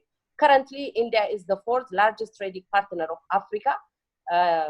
However, the trade balance between many African countries and India is against Africa, which is expected to be worsening during COVID-19. However, with more transparency and collaboration, Africa and India can enhance the trade partnership. The other platform could be food production and processing, especially in the agriculture sector, as COVID gave many countries an opportunity to check how far they can be self-reliant in many aspects. Africans can also take this as an opportunity to revisit their food production capacity and diversification. Currently, many countries, including Ethiopia, are working towards being self-reliant in food production, and this would be a very good opportunity for many investors who has interest in agriculture, especially in crop production and food processing area. In relation to food production, I want also to emphasize that the current desert locust outbreak is expected to create severe impact in crop production in East Africa, including Ethiopia, Somalia, Kenya, and the Middle East, and also in India. But I believe that India is also, even if India is also vulnerable in this aspect, it is in a more better technical capacity to deal on the manner and to collaborate and to partnership with many African countries. The other issue is finance. Finance is also the essential element for combating the virus and undertaking development work. So Africa and India need to closely work to make possible and enhance it effective and even speedy implementation of agreements on the line of credit that was made available by the government of India. Exim Bank of India should see different ways of financing initiatives and easing debt repaying time to assist African countries. In this regard, as Exim Bank of India is one of Ethiopian economic partner, Ethiopian government had formally requested the Exim Bank of India to suspend and reschedule and repaid its debt over long years. And my government is expecting a positive response to this kind request. And strengthening cooperation in safeguarding international peace and security, which is indispensable for real change and transformation in post-COVID, is also one of the issues that should be taken into consideration as a form of collaboration. And among all these, further building strong people-to-people relation between people of Africa, people of Ethiopia and India, so as to foster shared values and experiences. Sharing in the area of art, music, film production can be another form of platform for collaboration. Last but not least, I want to stress on India's role in multilateralism on the international stage as an active leader amid the COVID-19 pandemic. India has been playing a major role as a humanitarian leader in this pandemic. It has been shipping tons of medical supply to nations in need. India proactively taking coordinating actions across bilateral, regional, and multilateral fronts by reaching out to a number of leaders to coordinate cooperation against the pandemic. India has been calling strengthening of the WHO powers and urged G20 leaders to support a new human-centric view of globalization. And Prime Minister Modi also addressed in the virtual non-aligned movement summit that countries to discuss global management of COVID-19 and called for solidarity. Okay, so this clearly shows how the Indian government gave special consideration to approach the pandemic and to understand the aggressive impact the virus will create in world socio-economic situation.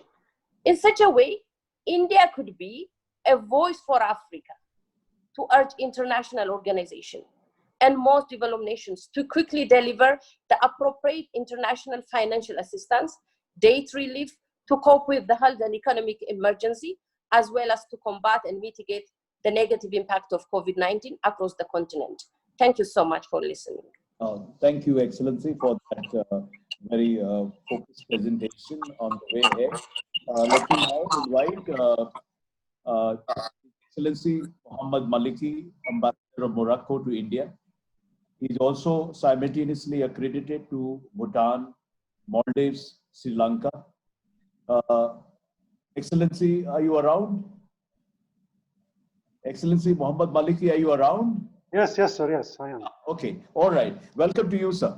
Thank you. So, in the interest of time management, I now looking back, I should have made panels, Probably this could have gone for an entire day with such a splendid cast of experts and diplomats. But let me just turn to you. And Excellency, my question to you is, from what one reads, there is North Africa region is among the most severely affected. And Morocco, how are you facing, why is the region, especially the North Africa region, the Arab Africa region, more affected by the pandemic? How is Morocco handling it? And looking ahead, in terms of the India-Africa agenda, I want you to focus on just one issue, which is one sphere of cooperation, where Morocco has undoubted strengths, renewable energy, for example, or you may have other areas to speak of. My request to you would be, please be precise so that we can get questions from the audience. You have 5 to 7 minutes, sir. After that, I will put this bell would really appreciate if you can finish your presentation in the allotted time. Over to you, sir. Yes, thank you. Good afternoon to everybody, and let me thank you, dear Chant, for this initiative in celebrating the Africa Day, which unfortunately we don't have the choice but to make it virtually. But still, I'm quite happy that you have the initiative of celebrating it. And I wouldn't move without wishing my Muslim brothers and sisters a happy Eid, both in India and then worldwide, and to wish you all the best of health and prosperity. I won't miss this opportunity also without congratulating His Excellency Mr. Rahul Chabra for his appointment as the Secretary Economic Relations. And I am looking, sir, to working with you very closely very soon, as we used to have a great friend like Tirumoti. Let me start by the first question when you said that the North African countries have been a little bit more affected than the others. And it is quite natural because they are the closest countries to the epicenters like Spain, Italy, France, and all the others. So the huge diaspora which exists from Morocco and from these countries in these countries have definitely brought some of the cases, and then the pandemic has been also watched developing steadily. But I believe that great nations throughout history have always turned challenges into opportunities. And then for that reason, probably because you asked me a direct question, I would like to tell that when this COVID-19 broke, Morocco has taken very steadily and then serious steps to counter it and to minimize the effects on the population by closing the borders, both maritime and then airline. Well, we were the first, almost among the first countries to impose masks. And then at the same time, when we started by this pandemic, Morocco used to produce few thousands of masks. And then because we knew that the challenge would be to get these medical equipments as soon as possible, then the government, through a COVID fund, which created and then which was able to get more than $3.5 billion in few days from all parts. We were able to readapt some of the industries.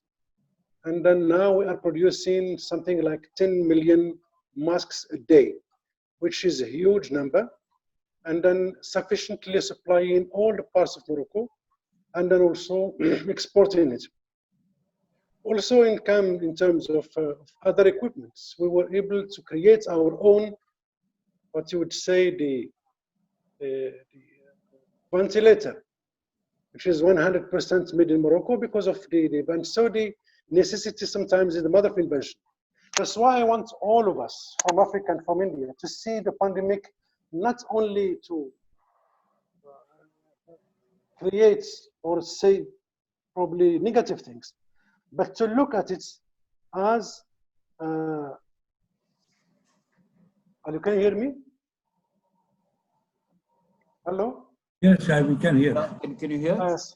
We can hear Yeah, you. because I didn't see anybody from the screen. We can hear you. Thank you. So I want all of us to see this pandemic as a huge opportunity for us to rethink cooperation. And I believe it is quite important not to look always into Africa by bringing and thinking of bringing assistance and aid, but rather to think of co-development. And when I say co-development, means it's a win-win situation, it's win-win partnerships where both parties can benefit. And I think this pandemic has also shown to the world that vulnerability doesn't sometimes is not specific to some countries, like African countries or Asian countries. On the contrary, I think African countries have so far, and touch wood, are more resilient than other countries. But it showed that there should be a rethinking of the whole of the cooperation worldwide. And I'm quite happy that my South African friend has mentioned it. Yes, priorities are there, but we need to rethink them and then look at things differently. And then I think this pandemic has come into a timely moment, in the sense that it is at the eve of the 4th India-Africa Summit. So probably to me, this pandemic has shown at least 4 things to the whole world, and then of course including to Africans. The first one, that scientific research is not a luxury to any country, but it is a survival. Second thing, that having a sound health system at home remains the most, and that's most necessity, which becomes less costly and represents an assurance for our future generations. We need to have trust into our systems by developing it. Third one, education is the backbone of all what we are doing now. And I think to achieve all these objectives, education remains the only way to do it. Then I believe, it is a personal belief, that India and Africa need to involve all their means and resources to succeed in these hard times. And then here I would like to open brackets, and then when people say rightly that India is the pharmacy of the world, I also confirm. And from this panel, I would like to express our sincere thanks for the Indian high authorities who have allowed and permitted export on a purchase basis, but permit exports to Morocco of some of the medications. So I want this pandemic to work for us and then to redefine priorities. All these priorities exist in the India-Africa Forum, but I want them to take the most part of it because it is the future. It is on equal basis. India and Africans don't lack brains. In fact, most of the institutes worldwide are known to be having brilliant minds from our countries.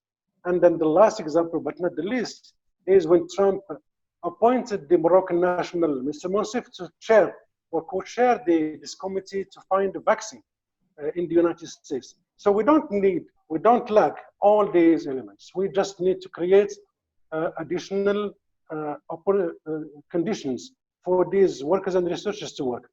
Last but not least, I think this, if India is able, because it has a very emotional and historical charges with Africa, and then it is a very serious assets for it. That if we manage to have this qualitative jump in our relations and then look into these priorities onto equality level, and then let me say that Morocco has always said through the highest authority, His Majesty, that you say Africans need to rely on themselves to develop, but they need also serious partners. And I think when we talked about seriousness, India stands and has a premium place, honestly, because of this historical and then emotional charges. And then because I see that the time is exactly 8 minutes for me, so I want to check, and then I'm quite happy to receive some questions. Thank you so much for inviting me. Wonderful, Excellency. Thanks so much for that very pithy and very elegant presentation. And you stuck to the time limit. Really appreciate it. And now we move on to our next speaker, Ambassador Virendra Gupta. Ambassador Gupta, are you around? Yes. Yeah, yes. I'm here. Can you hear me? Yeah. So briefly, let me just introduce him. Ambassador Virendra Gupta served as India's High Commissioner to Tanzania, Trinidad and Tobago, South Africa, and several other Caribbean countries. He served as Deputy Director General of India's largest security studies think tank, IDSA, and Director General, ICCR. The full bio, as I told you, would be circulated and has already been circulated. So I move on now to asking him a couple of questions. Essentially, Ambassador Gupta, enough has been said, and we have such a fantastic panel with great ideas coming in. You could focus primarily on a kind of an action-oriented agenda written about the India-Africa Forum Summit process. That when we talk about the fourth summit, ideally, if there was the pandemic had not happened, we would be probably having this summit towards the end of the year, but it will happen sooner or later within the span of a year at the moment. How do you look at this evolving agenda? What are your wish lists? Where do you see the two regions going together? Thank you. Well, thank you, Manish.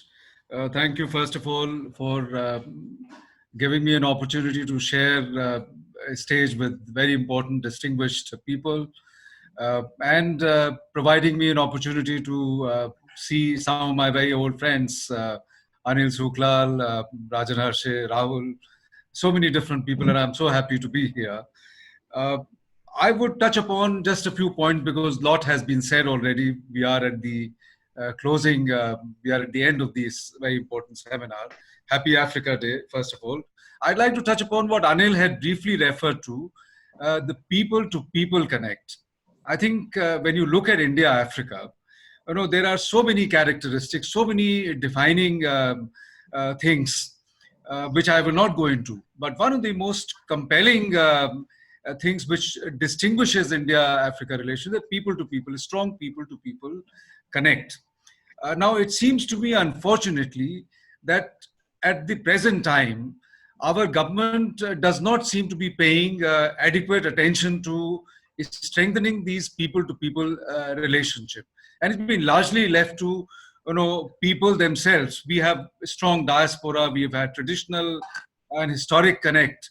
But I think, at the level of academics, for instance, the relationship has not remained as strong as it was. The interest in African studies in India is dwindling, which is very unfortunate.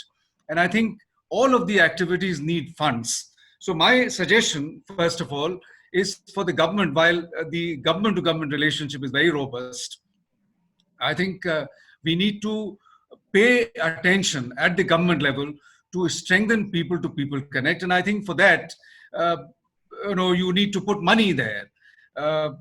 Now, there are many which ways it can be done, but I just wanted to leave the short point. And while we are at the people-to-people connect, I think I'm quite embarrassed, actually, quite frankly, to see occasional incidents of how we treat the Africans in India. I think that needs to stop completely. We need to be more conscious at the level of our common people about the strength of our relationship, about our historical connect. And I think there again, the government agencies have to do a lot more in terms of creating greater awareness. Now, Manish, you asked me about the way forward. How do we go forward on this India-Africa relationship? I know the 4th edition of the India-Africa Forum Summit should have been taking place this year. I don't know whether it'll take place this year, but soon enough. It doesn't matter whether it'll take place this year or whether it takes place early next year. I think what I'd like to say is that so there are some the sectors, the areas that we need to focus on, particularly in the current times of difficulty. A lot of other speakers have reflected on it. I will not go into it. This mechanism, India-Africa, Pan-Africa mechanism, I think is going very well, but we need to be conscious about the limitations of that. There are, capacity constraints, for instance. And I think it has been said even earlier that undue reliance, if we were to repose undue reliance on the Pan-Africa platform alone for delivery of our projects, very often there is criticism that we are not able to implement. We make very ambitious announcements, but we are not able to implement those projects. And to me, it seems that the reason primarily is that we depend too much on the Pan-African platforms. Now, if I were to look at South Africa, India has excellent relations with South Africa at the political level, at the economic level, at the people's level, our BRICS membership. And whenever you look at either the entire continent or individual countries, the question of China comes in. I think, to my mind, that is an irrelevant question, because it's a mug's game to begin to compare ourselves with China in trying to see what we can do with Africa. There is a lot we can do with Africa. We have our unique strengths. But I think what we have to understand, South Africa as a large country, as a powerful country in Africa, has unique role. It is the chair of the African Union. It has always played a very important role at the African continent, at the Pan-African level. But I think even more important than that, I would say, is South Africa's role at the regional level, at the Southern Africa level. South Africa has a unique role in Southern Africa, in SADC. And I think we are conscious of that, but I think we need to leverage that a little more than what we've been doing. And the same would apply to Nigeria. We have excellent relations with Nigeria, and Nigeria equally has an important role to play in West Africa. So what I'm trying to say, without taking too much time, is that we need to go beyond the Pan-African platform and begin to relook and look at how we can strengthen our instrumentalities, our cooperation with individual countries in Africa at bilateral level, and even more important, approach them at the regional level. And at that regional level, I think we are not doing enough in connecting with Africa at different regional levels. And I think in Africa, these regional configurations are extremely important. And that is where our relationship, our special relationship with South Africa, our special relationship with Nigeria will begin to play a very important role. Thanks, Manish.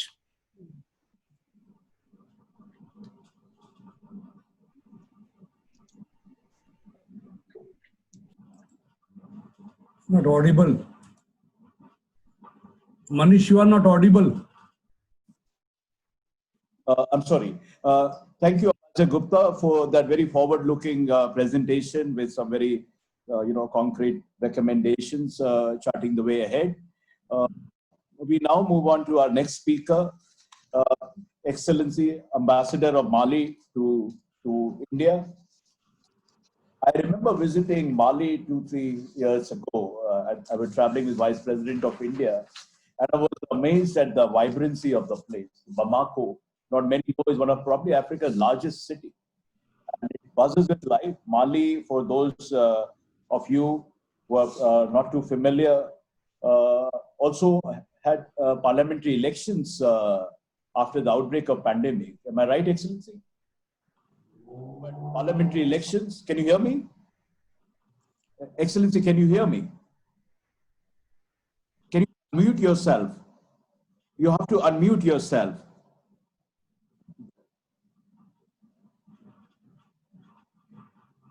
Excellency, I can't hear you. Ambassador of Mali. I can't hear. Excellency, you have to unmute yourself.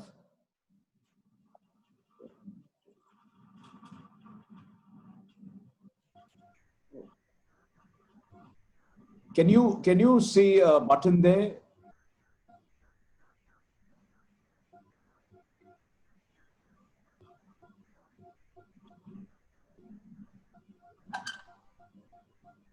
Manish, can I come? Yeah, okay. Okay, we'll fix that. Yeah, all right. We will go back to Mali's ambassador in a while. May I now invite Professor Rajan Harse, an eminent Africanist, author, intellectual, thought leader. You know, he's written numerous books on Africa, Africa-India relations. Professor Harse brings that academic perspective here to the discussion today. Sir, you know, given your new book, which is about Africa, right? I would like you to focus primarily on how do you look at the pandemic? You know, there is talk about pandemic bringing down the growth rate, economic growth rate. But given Africa's pivotal role in advancing the UN reform process and the reform process of global governance institutions, do you think pandemic will diminish in Africa's capacity, or in a way it will serve as a provocation going forward to accelerate reform of global governance architecture? Since we have very limited time, if you address this question, it would have a value to all of us. Thank you very much, Panish. Let me wish all the participants happy Eid and happy 25th May Africa Day. I will briefly address myself because a lot has been already said. The audience has been building, and I know attention span of everybody can be limited. So let me just come straight to the brass tacks. One is that this pandemic is likely to continue for 6 to 8 months more very easily because there is no sign of vaccine everywhere. One very serious problem that India has been facing is because of this, it has disrupted India's economy, disrupted world economy, disrupted all the supply chains, reduced the demands, and it is really a major global crisis, a major crisis for India, and we have to come out of it. This is going to take quite a while before we come out, and still, in the past, India has always made opportunities out of crisis which came. Like in 1991, India came out of 1991 crisis when foreign exchange reserves were so limited. Today, India has robust foreign exchange reserves, but there are other problems in the economy. 2008 crisis also India faced, and I'm sure this particular crisis also India is going to face. And India and Africa both will kind of rebuild their partnership, they'll reunite and do many more things in the next decade to come. I think while hearing the speakers, I thought that some of the points which Ambassador Virendra Gupta made, I'll just try to put across or emphasize them more. One thing that I thought was, India has always emphasized on developing local capacities and capacity building in Africa, and that is necessary during this time. That initially, perhaps, give them testing machines, you give them, ventilators, you give them all such equipments which allow Africans to come out of this crisis, and India is also helping itself in this way.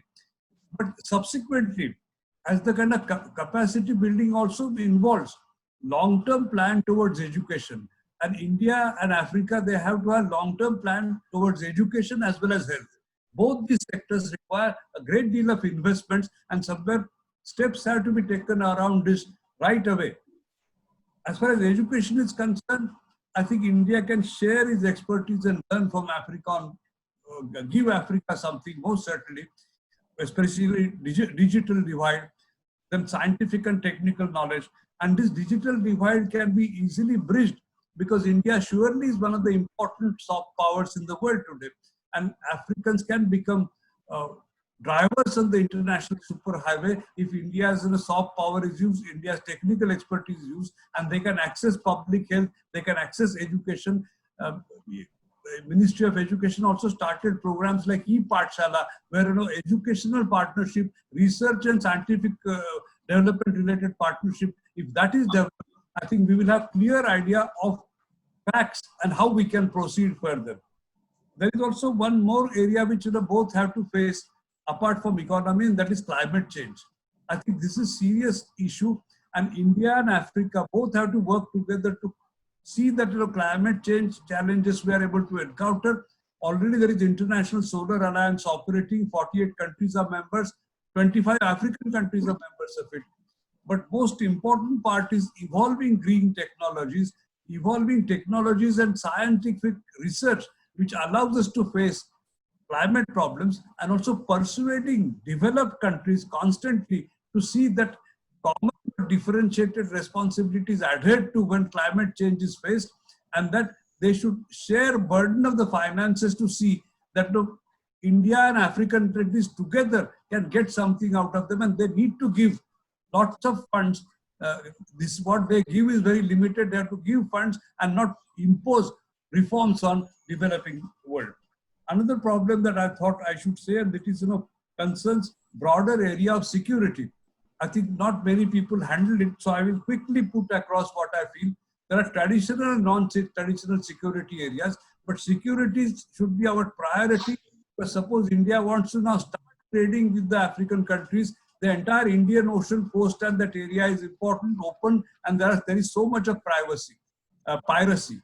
Similarly, if you look at terrorism, Al-Shabaab is working there, Boko Haram is working in Western Africa, and all other Al-Qaeda affiliates also are working. So somewhere handling terror, handling piracy will be important from India's point of view, because otherwise trade cannot begin. Already we have 70 billion trade, but it is dwindling. So how will we support trade? And that is a challenge we have to handle. Apart from handling security somewhere, security and growth of all region is also our priority. And our Prime Minister has visited Seychelles, Mauritius, Mozambique, Tanzania, and all these areas, and they are going to contribute, because somewhere Indian is a very important between India and Africa. This particular partnership has to perhaps go on, and India has been also supporting AU's efforts in bringing about security, and India has supported UN missions, as Ambassador Chabra mentioned, that 5,000 forces have participated already in this particular area.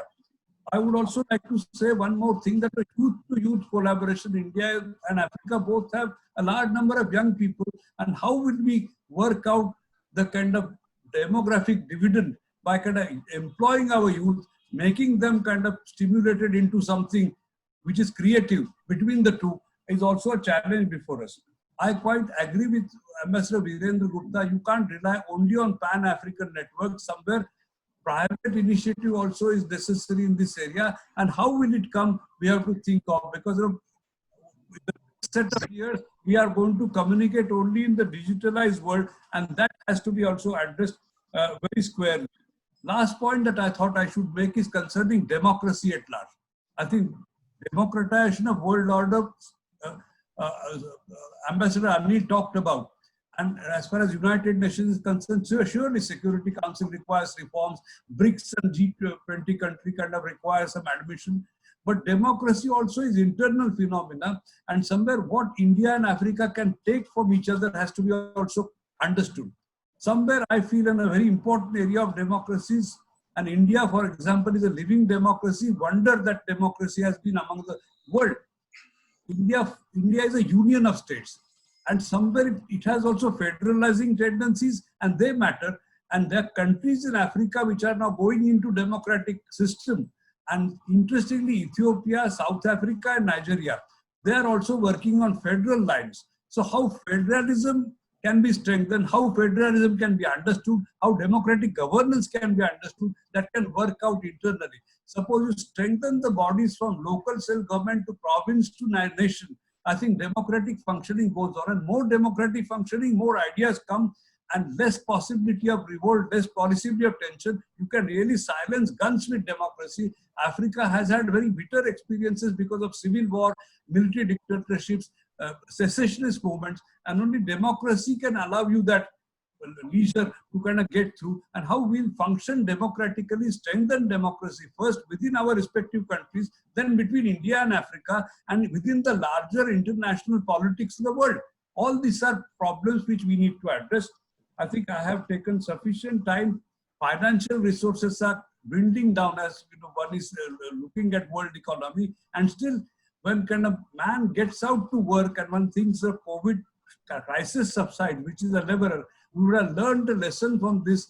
There is one world in which we have to fight, and in this one world we have to get together and see that international organizations are strengthened. Self-reliance doesn't mean that we are isolating and autarkic, but we are kind of giving something of our own to poorer countries, giving them duty-free kind of concessions. Least developed countries also would require support from India, and at the same time take something out of them, like our energy requirements are there with Africa, and India has already Nigeria, Angola, and Sudan, where India is collaborating in energy sector. So the energy-hungry economy of India is stimulated.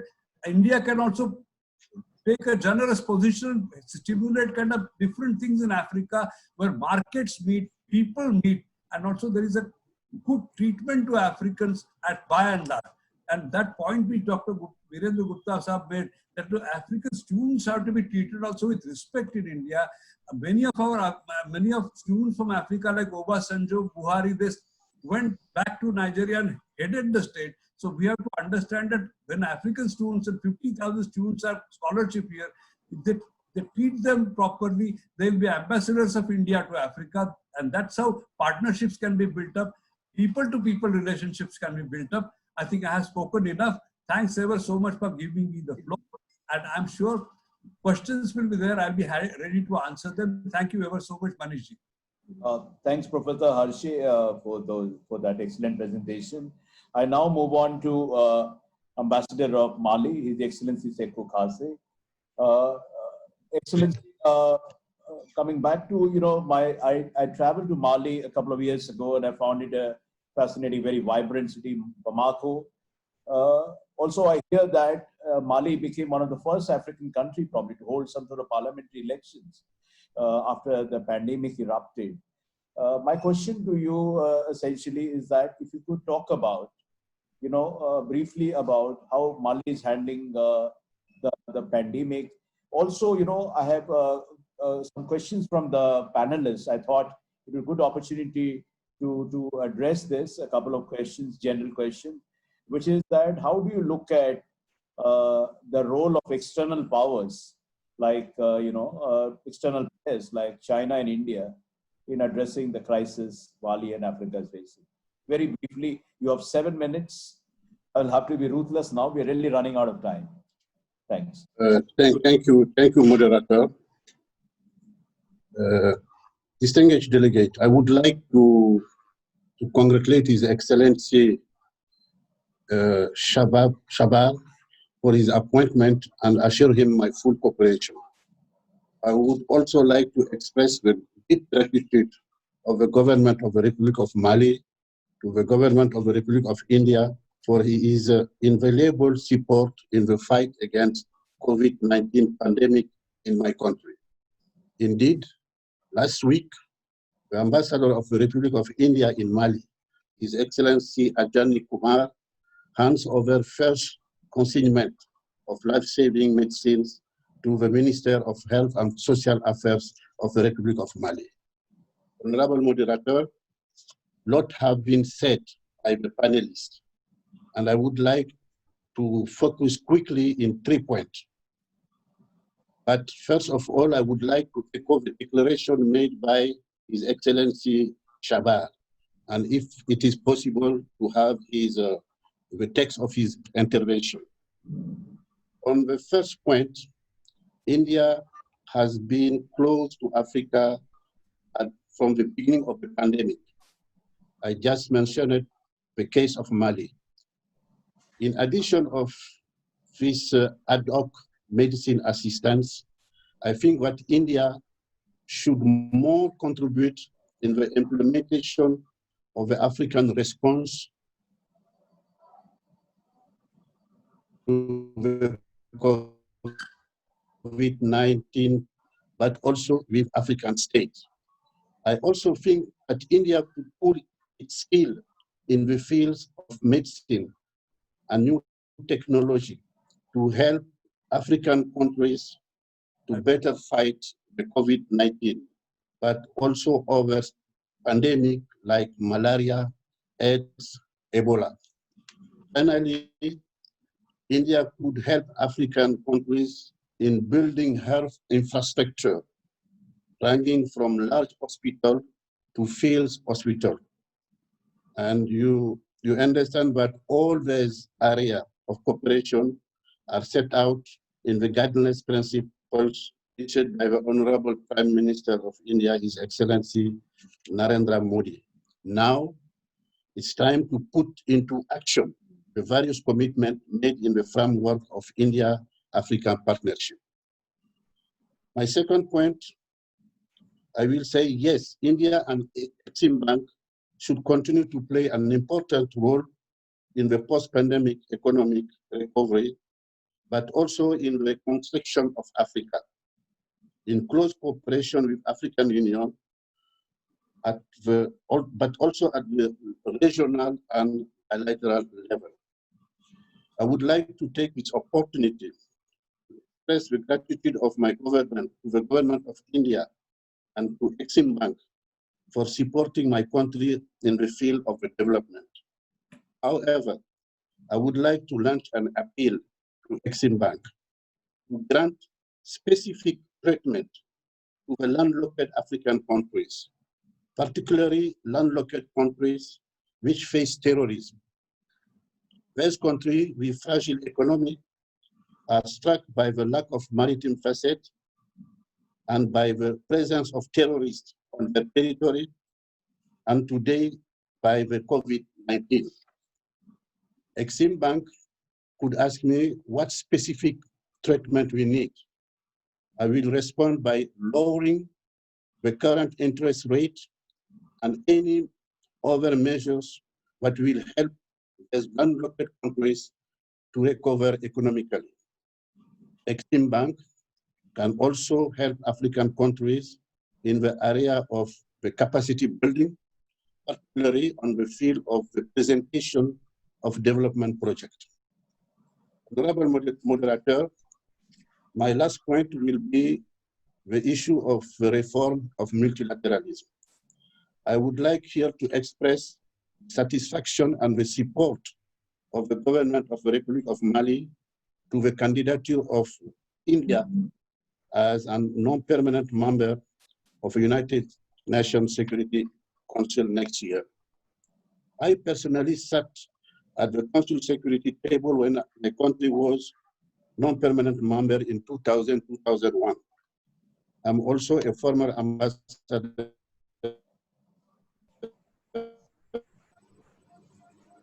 Hello. permanent representative. Yes, you're not hearing me? Hello, Excellency. Yeah, please go ahead. I said that I'm also a former ambassador to UN in 2013-2016.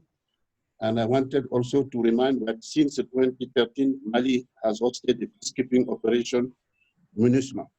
So for me to see friendly country like India, the Security Council is good news and an asset in the process of reforming the major organ of the United Nations system. India and Africa together can contribute to the democratization of the international system. Together, India and Africa can also play an important role in the process of reforming some major organs like the Security Council, like Human Rights Council, and WHO. In this regard, I think that India and Africa could establish a framework for political consultation on the reform of the multilateralism.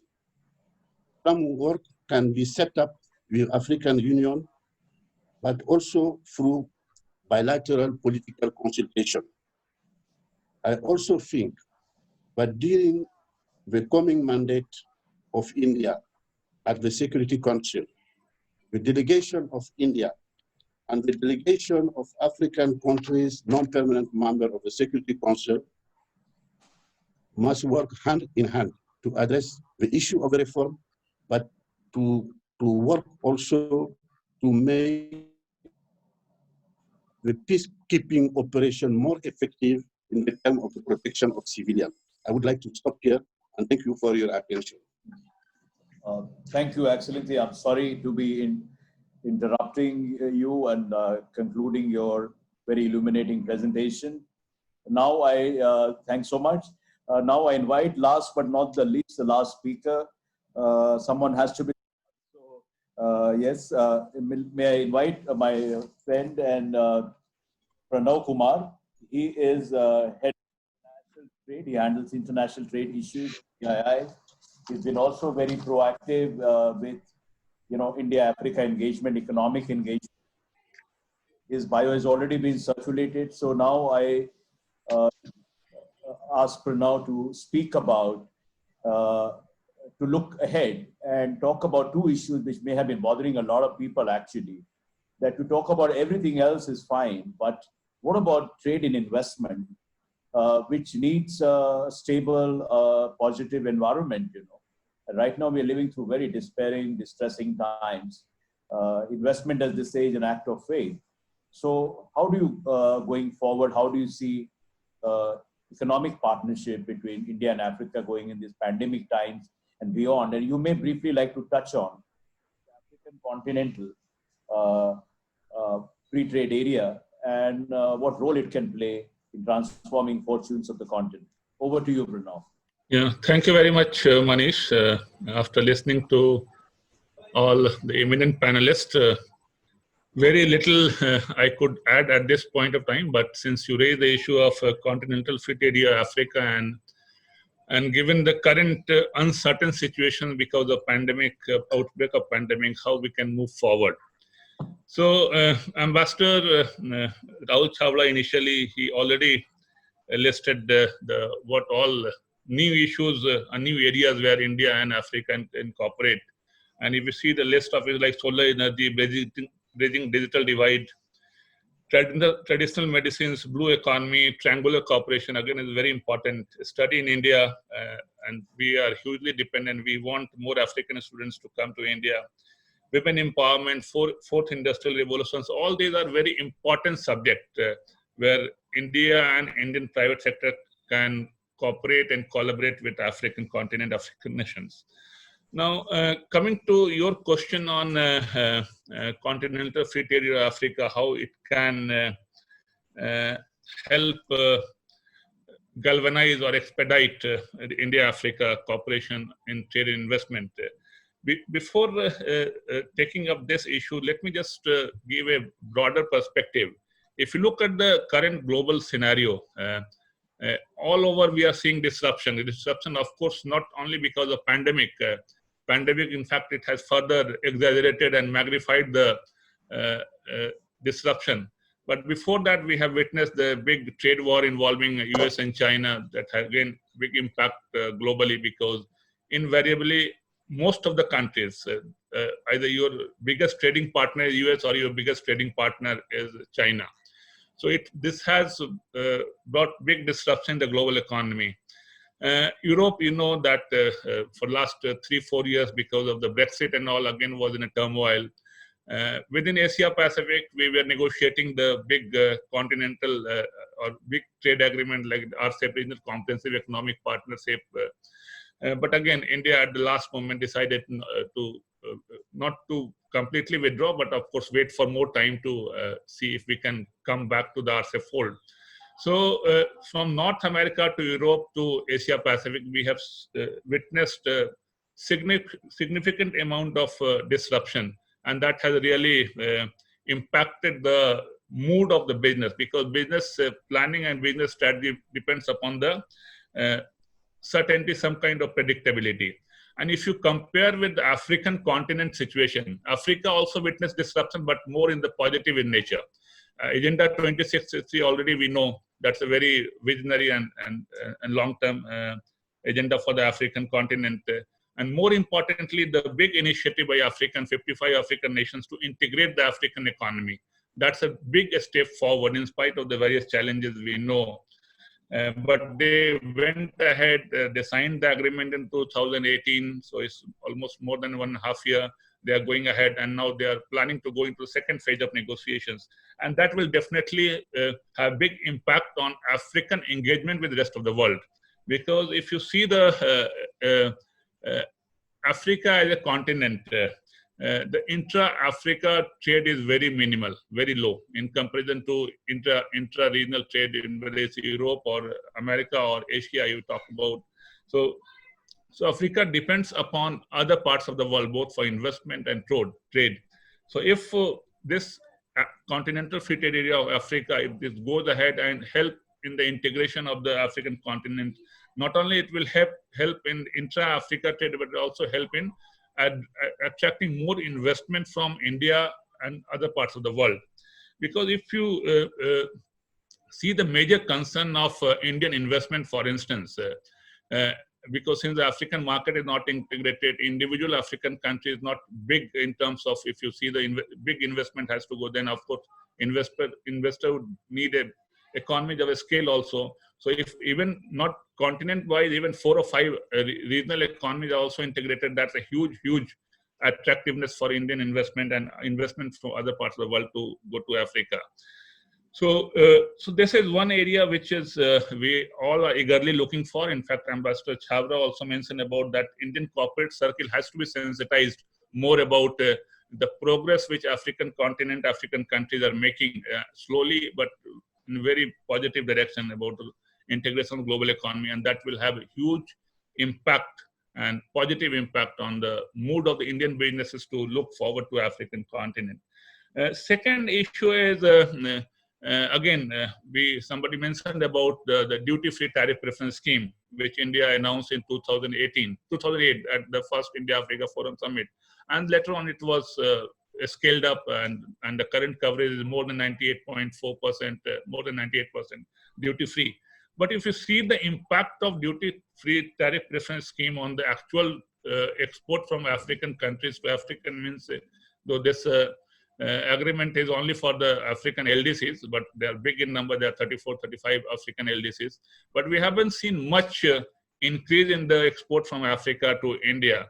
And of course, there are regions behind it, and except Tanzania and a couple of other countries, they have not been able to increase their export to India. So, in fact, we have been doing some work on that. CIA has partnered with International Trade Center Geneva. They have a big project on the duty-free tariff preference, and also they're trying to see how Indian investment can go. So at that time, we, as a CIA, we interacted with many African diplomats, African private sector leaders and all. Their common concern was, look, Africa as a continent, and particularly LDCs, they have a duty-free access all over the world. If they want to export to Europe, they have EBA. They want to export to America, they have an African Growth and Opportunity Act. China has given duty-free access. Japan has given duty-free access. India has given duty-free access. So as far as market access is concerned, they have no problem. But they need what they will export. They need more investment to enhance their productive capacity, manufacturing capability. Then they would be able to export more to India and other parts of the world. So the major factor here is how we can help increase our investment into Africa, enhance the manufacturing capability, and that is what is needed today. And we think that continental free trade area of Africa, that will be a big stimulator on that front. Thank you very much.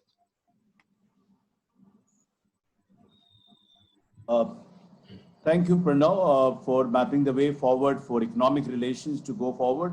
Ladies and gentlemen, we have already crossed, believe it or not, we started at 11:30 and we are now getting to 2 o'clock. 2.5 hours of discussion, and I see very committed Africanists still in the audience.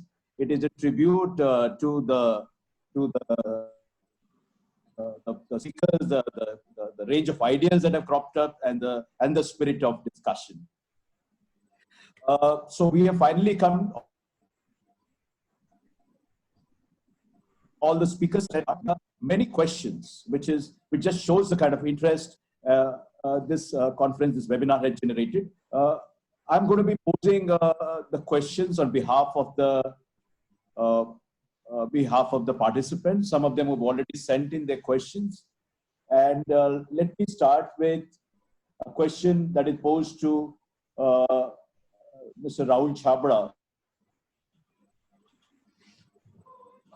Ambassador Anil Wadhwa. Ambassador Anil Wadhwa, he asked, former ambassador, he was the former ambassador in the Ministry of External Affairs, that essentially, that in the post-COVID situation, how does India see, basically the budgeting and financing issues for the Africa-related projects? The thrust is that will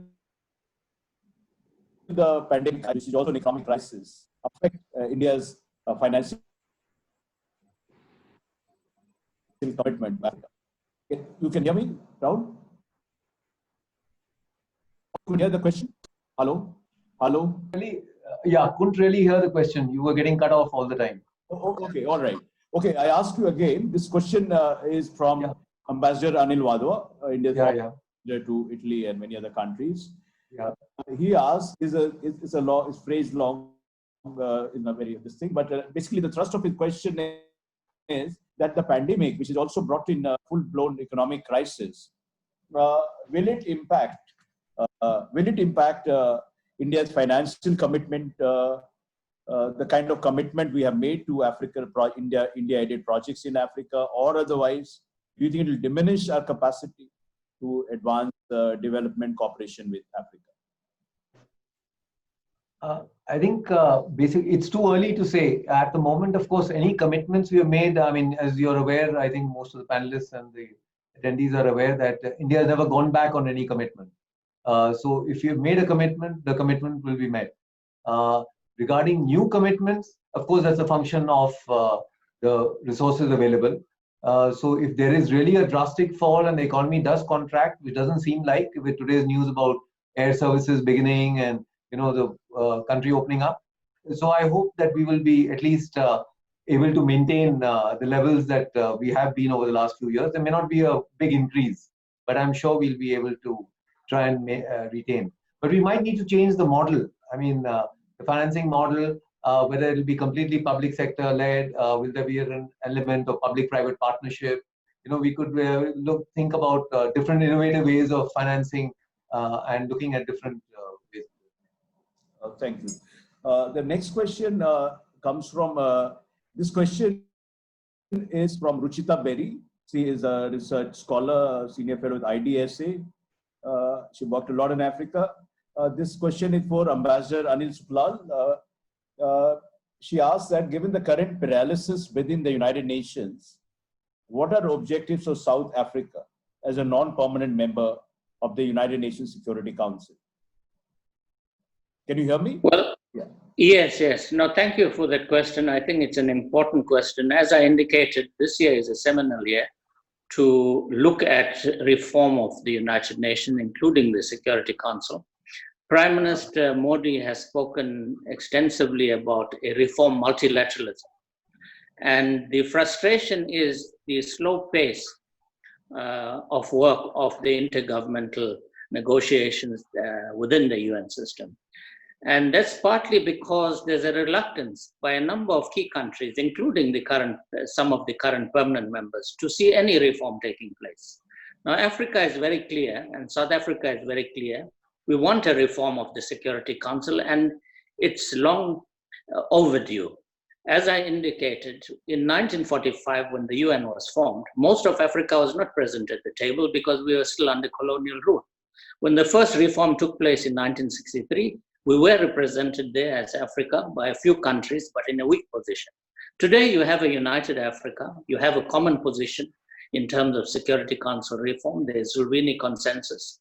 Many hide behind this, saying that this is not a viable position, but Africa believes it's a viable position. We have a committee of C10, African heads of state and government that have been chosen by the AU to lead on this process. So I think India and South Africa as a whole, and South Africa being on the UNSC this year, should push for reform of the Security Council at the 75th anniversary of the UN. Probably we're not going to have a physical meeting, as UNSG has pointed out, but I think we need to push this at the top of the agenda. The current world environment, the current global architecture is not representative of the new reality. We can't be stuck in the world of 1945 in 2020. And unless we reform the multilateral institutions, including the Security Council, it will become more and more irrelevant in addressing peace and security and the global challenges. And we have seen this during the COVID-19 crisis, where the world has failed to act in terms of having a pause, in terms of conflict, and having a collective action. Instead of reinforcing the World Health Organization, we have seen some are using this as an excuse to find fault with the way the WHO has been handling the pandemic. So I think it shows that there are serious fault lines in the multilateral system, the Security Council included, and it's long overdue if we want it to be relevant and to address the challenges of the times. Thank you. Thank you. The next question is for actually all panelists, but I would like some ambassadors from one of African countries, maybe Ambassador of Morocco, Uganda, to address this question. This question from Ambu Charweri says, are governments across Africa using this pandemic to push through important structural reforms like India has done, to introduce labor and agricultural market reforms, which will allow African countries to move up the ease of doing business? Can essentially what it means, Ambassador of Uganda, would you be interested in taking this question? That how governments across Africa can use it to advance structural reform? No, basically what he's asking is that how governments across Africa can use this pandemic as an opportunity to advance much needed structural economic reforms. Say, for example, what India has done in the latest economic package announced by the Indian government, overall about land reforms, about labor. Let me try, and then my brother, the ambassador of Morocco, may wish. Ambassador of Morocco, maybe one of the ambassadors. Ambassador of Morocco, would you like to take this question, sir? Yeah, definitely. Yeah. I said before in my small intervention that this pandemic constitutes an opportunity. It's a real chance for all of us to rethink our development. So I think if I start from my own point of view, from my own country, I believe that we have taken a lead into making our needs locally of the most of medical equipment that we are in need to combat this pandemic. But maybe I would like to touch upon, there is also another question. In fact, the silence in the guns would always go through development, through securing jobs, through finding, giving the youth some hope and then optimism. There are two elements also I want to share with the people, because when we think of India, Africa, we always think of getting from India towards Africa. I want to say to my colleagues in the panelists that the largest investment of public investment of Morocco in all Asia exists in India. And it's worth hundreds of millions of dollars, basically in the fertilizer sectors. So I think Morocco has contributed a great deal to ensuring food security to many countries, and then we were quite happy also to have helped India in reaching its food security. We have also some private investments in pharmaceuticals. So I think joint investments exist. So let us think of developing them into joint initiatives to help few countries, and then including ourselves, into development. When it comes to, for instance, climate change, the question which Manish asked me at the beginning, I think it's a success story in Morocco, and then in the energy mix. Now we are producing 42% of all our energy from the renewables, either be it the solar energy, while we have the largest plant in the world, or be it the hydro or wind energies. So I think there is a real opportunity, and I think we need to create and then to help more development between the African countries themselves first, and then with the partners. Because sometimes we have this problem of absorption of loans, which we should also tackle. We have also this capacity of, or probably so many investments come for a single investment. We need to rationalize, and then to look seriously into different partners throughout Africa, and then also in the political point of view, reform the multilateral systems. I think many African countries have at least the conviction now that they need to develop their own infrastructure, to develop their own economic developments. And then so many of them also have taken initiatives to help their agriculture sectors, to help the industries, because all of the people are affected, whatever the scale of the countries are.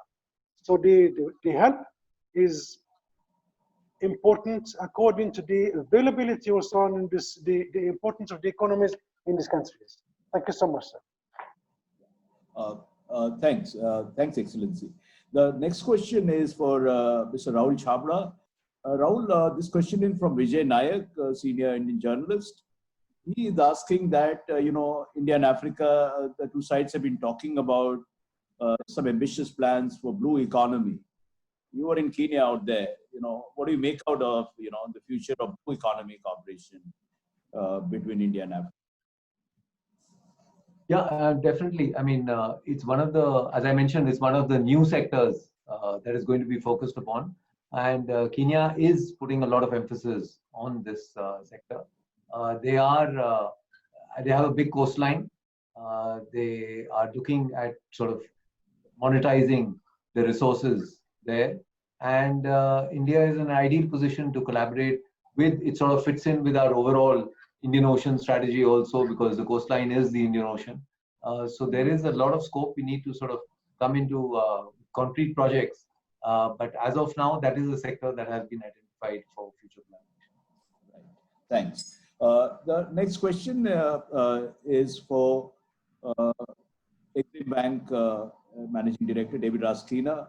There are questions from various participants, essentially on the line that how can we utilize line of credit from Africa, from India for agricultural inputs like fertilizers, pesticides, mechanization of small and medium scale farming. Essentially, how can lines of credit be leveraged to promote this, to further advance agricultural partnership, and an issue that will acquire greater importance in days to come, food security. Thanks. Yeah, thank you. And the point is well taken. Food security is going to be a key issue for Africa going forward because of the COVID pandemic. However, the gentlemen or ladies who asked the question, perhaps they're not fully informed, because quite a few of the lines of credit are in fact extended for the agriculture sector. This could be by way of equipment like agri tractors or threshers, combined harvesters, equipment for this. It could equally be by way of improvement of yield for the production of maize, cassava, rice. Senegal, for example, has been a very successful example where the yield of rice cultivation has increased to a point where certain parts of the country are now fully self-sufficient in rice. So I suggest whoever asked the question, do take a look at some of the list of lines of credit on our website. You'll get an idea of where it is already being utilized. This is also for downstream. For example, it's not just cultivation. It could be the processing of tomatoes into tomato paste, or mangoes into fruit pulp, and so on. Remember also that the choice of project always is with that of the recipient government. I'm sure many participants would love to see that. Others may prefer other sectors, but it is the government in Africa of that country which chooses what is the project it wishes to go. I'm clubbing a few questions because essentially on the lines. Let me say something to that. Yeah, please go ahead. Yeah. Go ahead, Excellency. Yeah. You know, I I know that the Prime Minister gave us guidance and said, what you will do depends on your priorities. But I really like to go back to the question of creativity with the money that's availed by India to Africa. Now, clearly, the top executive of Exim Bank is going strictly by what the government of India has told him. But I think that we have to, in this post-COVID way of doing things, we have to re-examine how that money goes to Africa. This is something which has not been said by me. It's also been echoed by, I think Ethiopia said it and other African ambassadors have said it. We have to re-examine that because there are some, I know that there are some Indian companies and some Indian entrepreneurs who very much would like to go to Africa and do things in the lines that they are used in, their business in the lines of their expertise. They would like some funding to be able to do that because they rely on backup. But when they go to Africa, they find that there are no equivalent of Exim banks in Africa. So when they ask for government guarantees, sometimes the government does not provide any money. When they ask for a little funding in the country which requires their project. For example, I'll give you a practical example.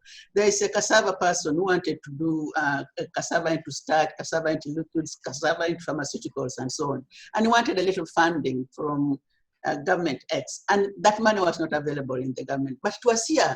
The same government had money which was available to it in Exim Bank. You know, and the result is that that man is caught between the two governments and is not able to execute his projects. The other country, the country where the project is supposed to be executed, on the other hand, is losing out because it's not taking advantage of the Exim money. Really, we have to think through that, I think.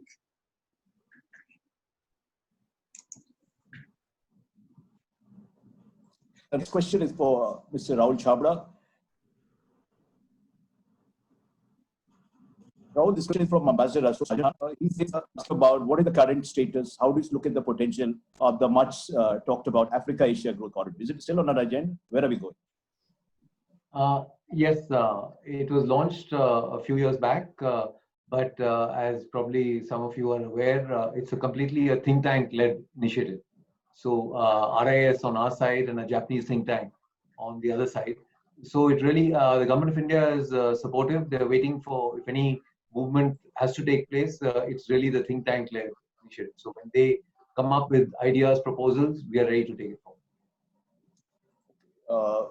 Next question, I'm combining so many similar questions have been asked by a lot of panelists. And I would really appreciate if some ambassadors from African countries will address this, which is about, you know, pandemic is also triggered a kind of a geopolitical game, if I can put it like that, summing the spirit of question being asked. As in, you know, the competitive power play between major powers, major external players in Africa. And obviously, when we're talking about this, we're talking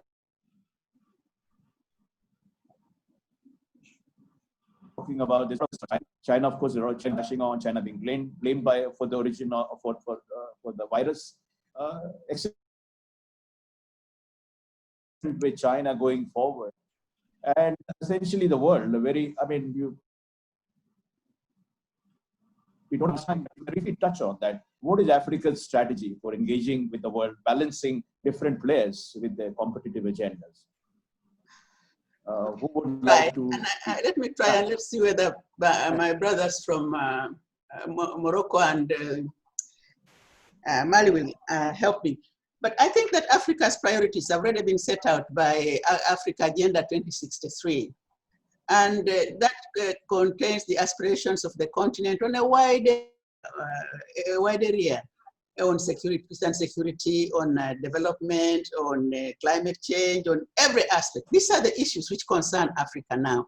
Political rivalries as to the big powers. We have seen big powers fighting before in Africa, for Africa.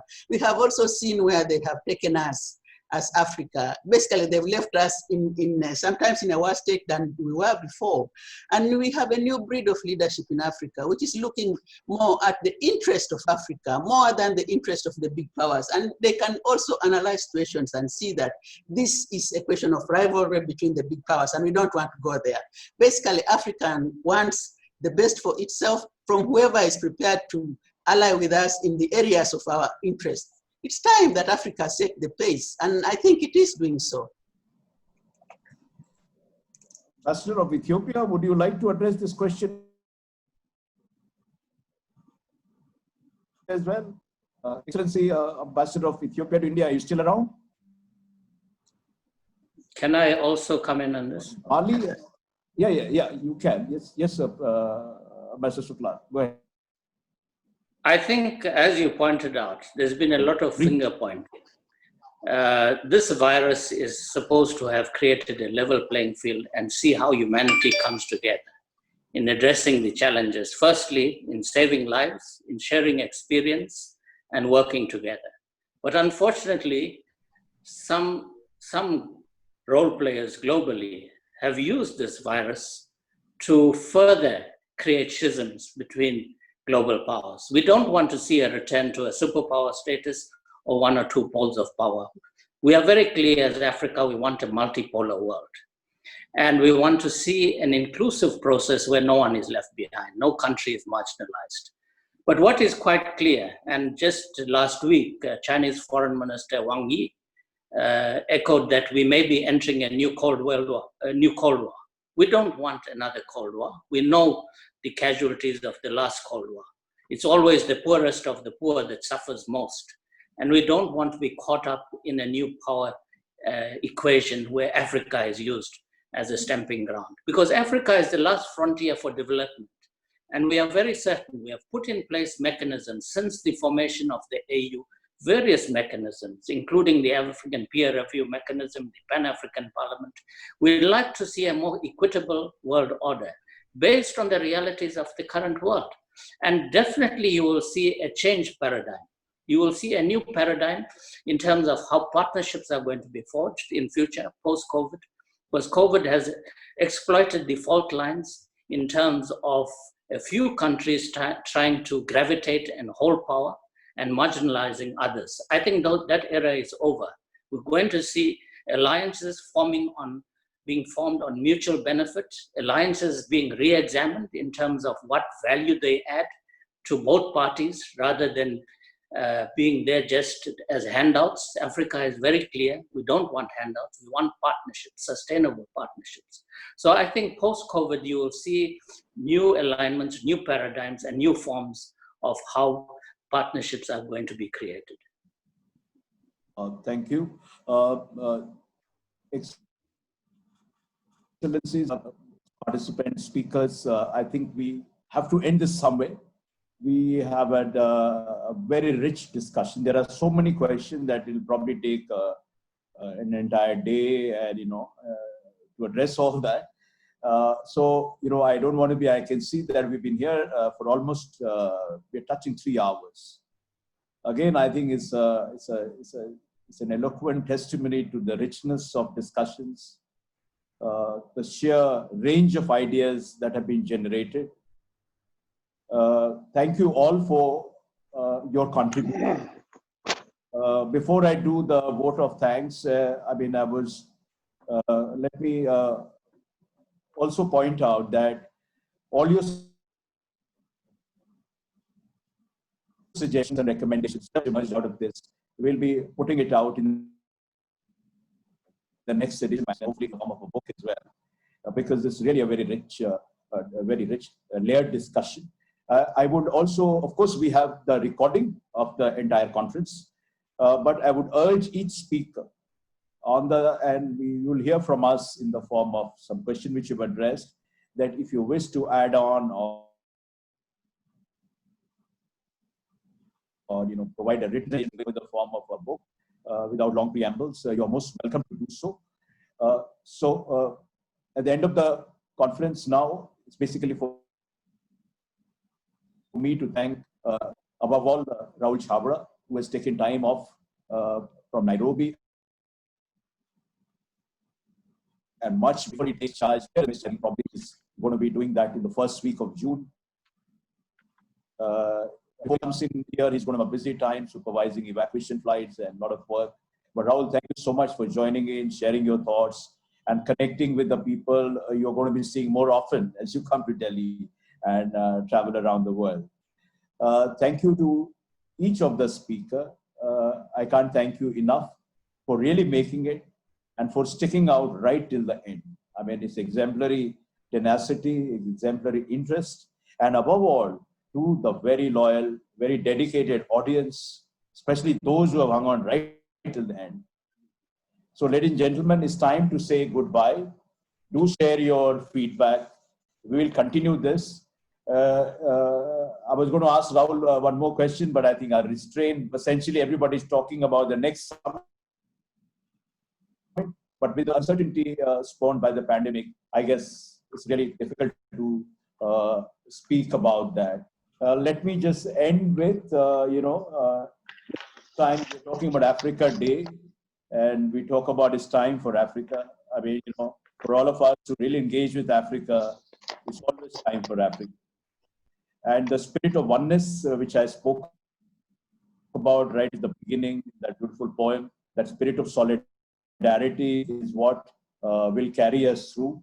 My last thought, which is this, that as we gear up to face next few weeks of lockdown and the related, it's still going to be a difficult time. We don't know how it's going to pan out. Different countries, different geographies are at different stages of the pandemic. But I end this with, on a very hopeful note, by a poem from a Ghanaian poet, Ama Nuama.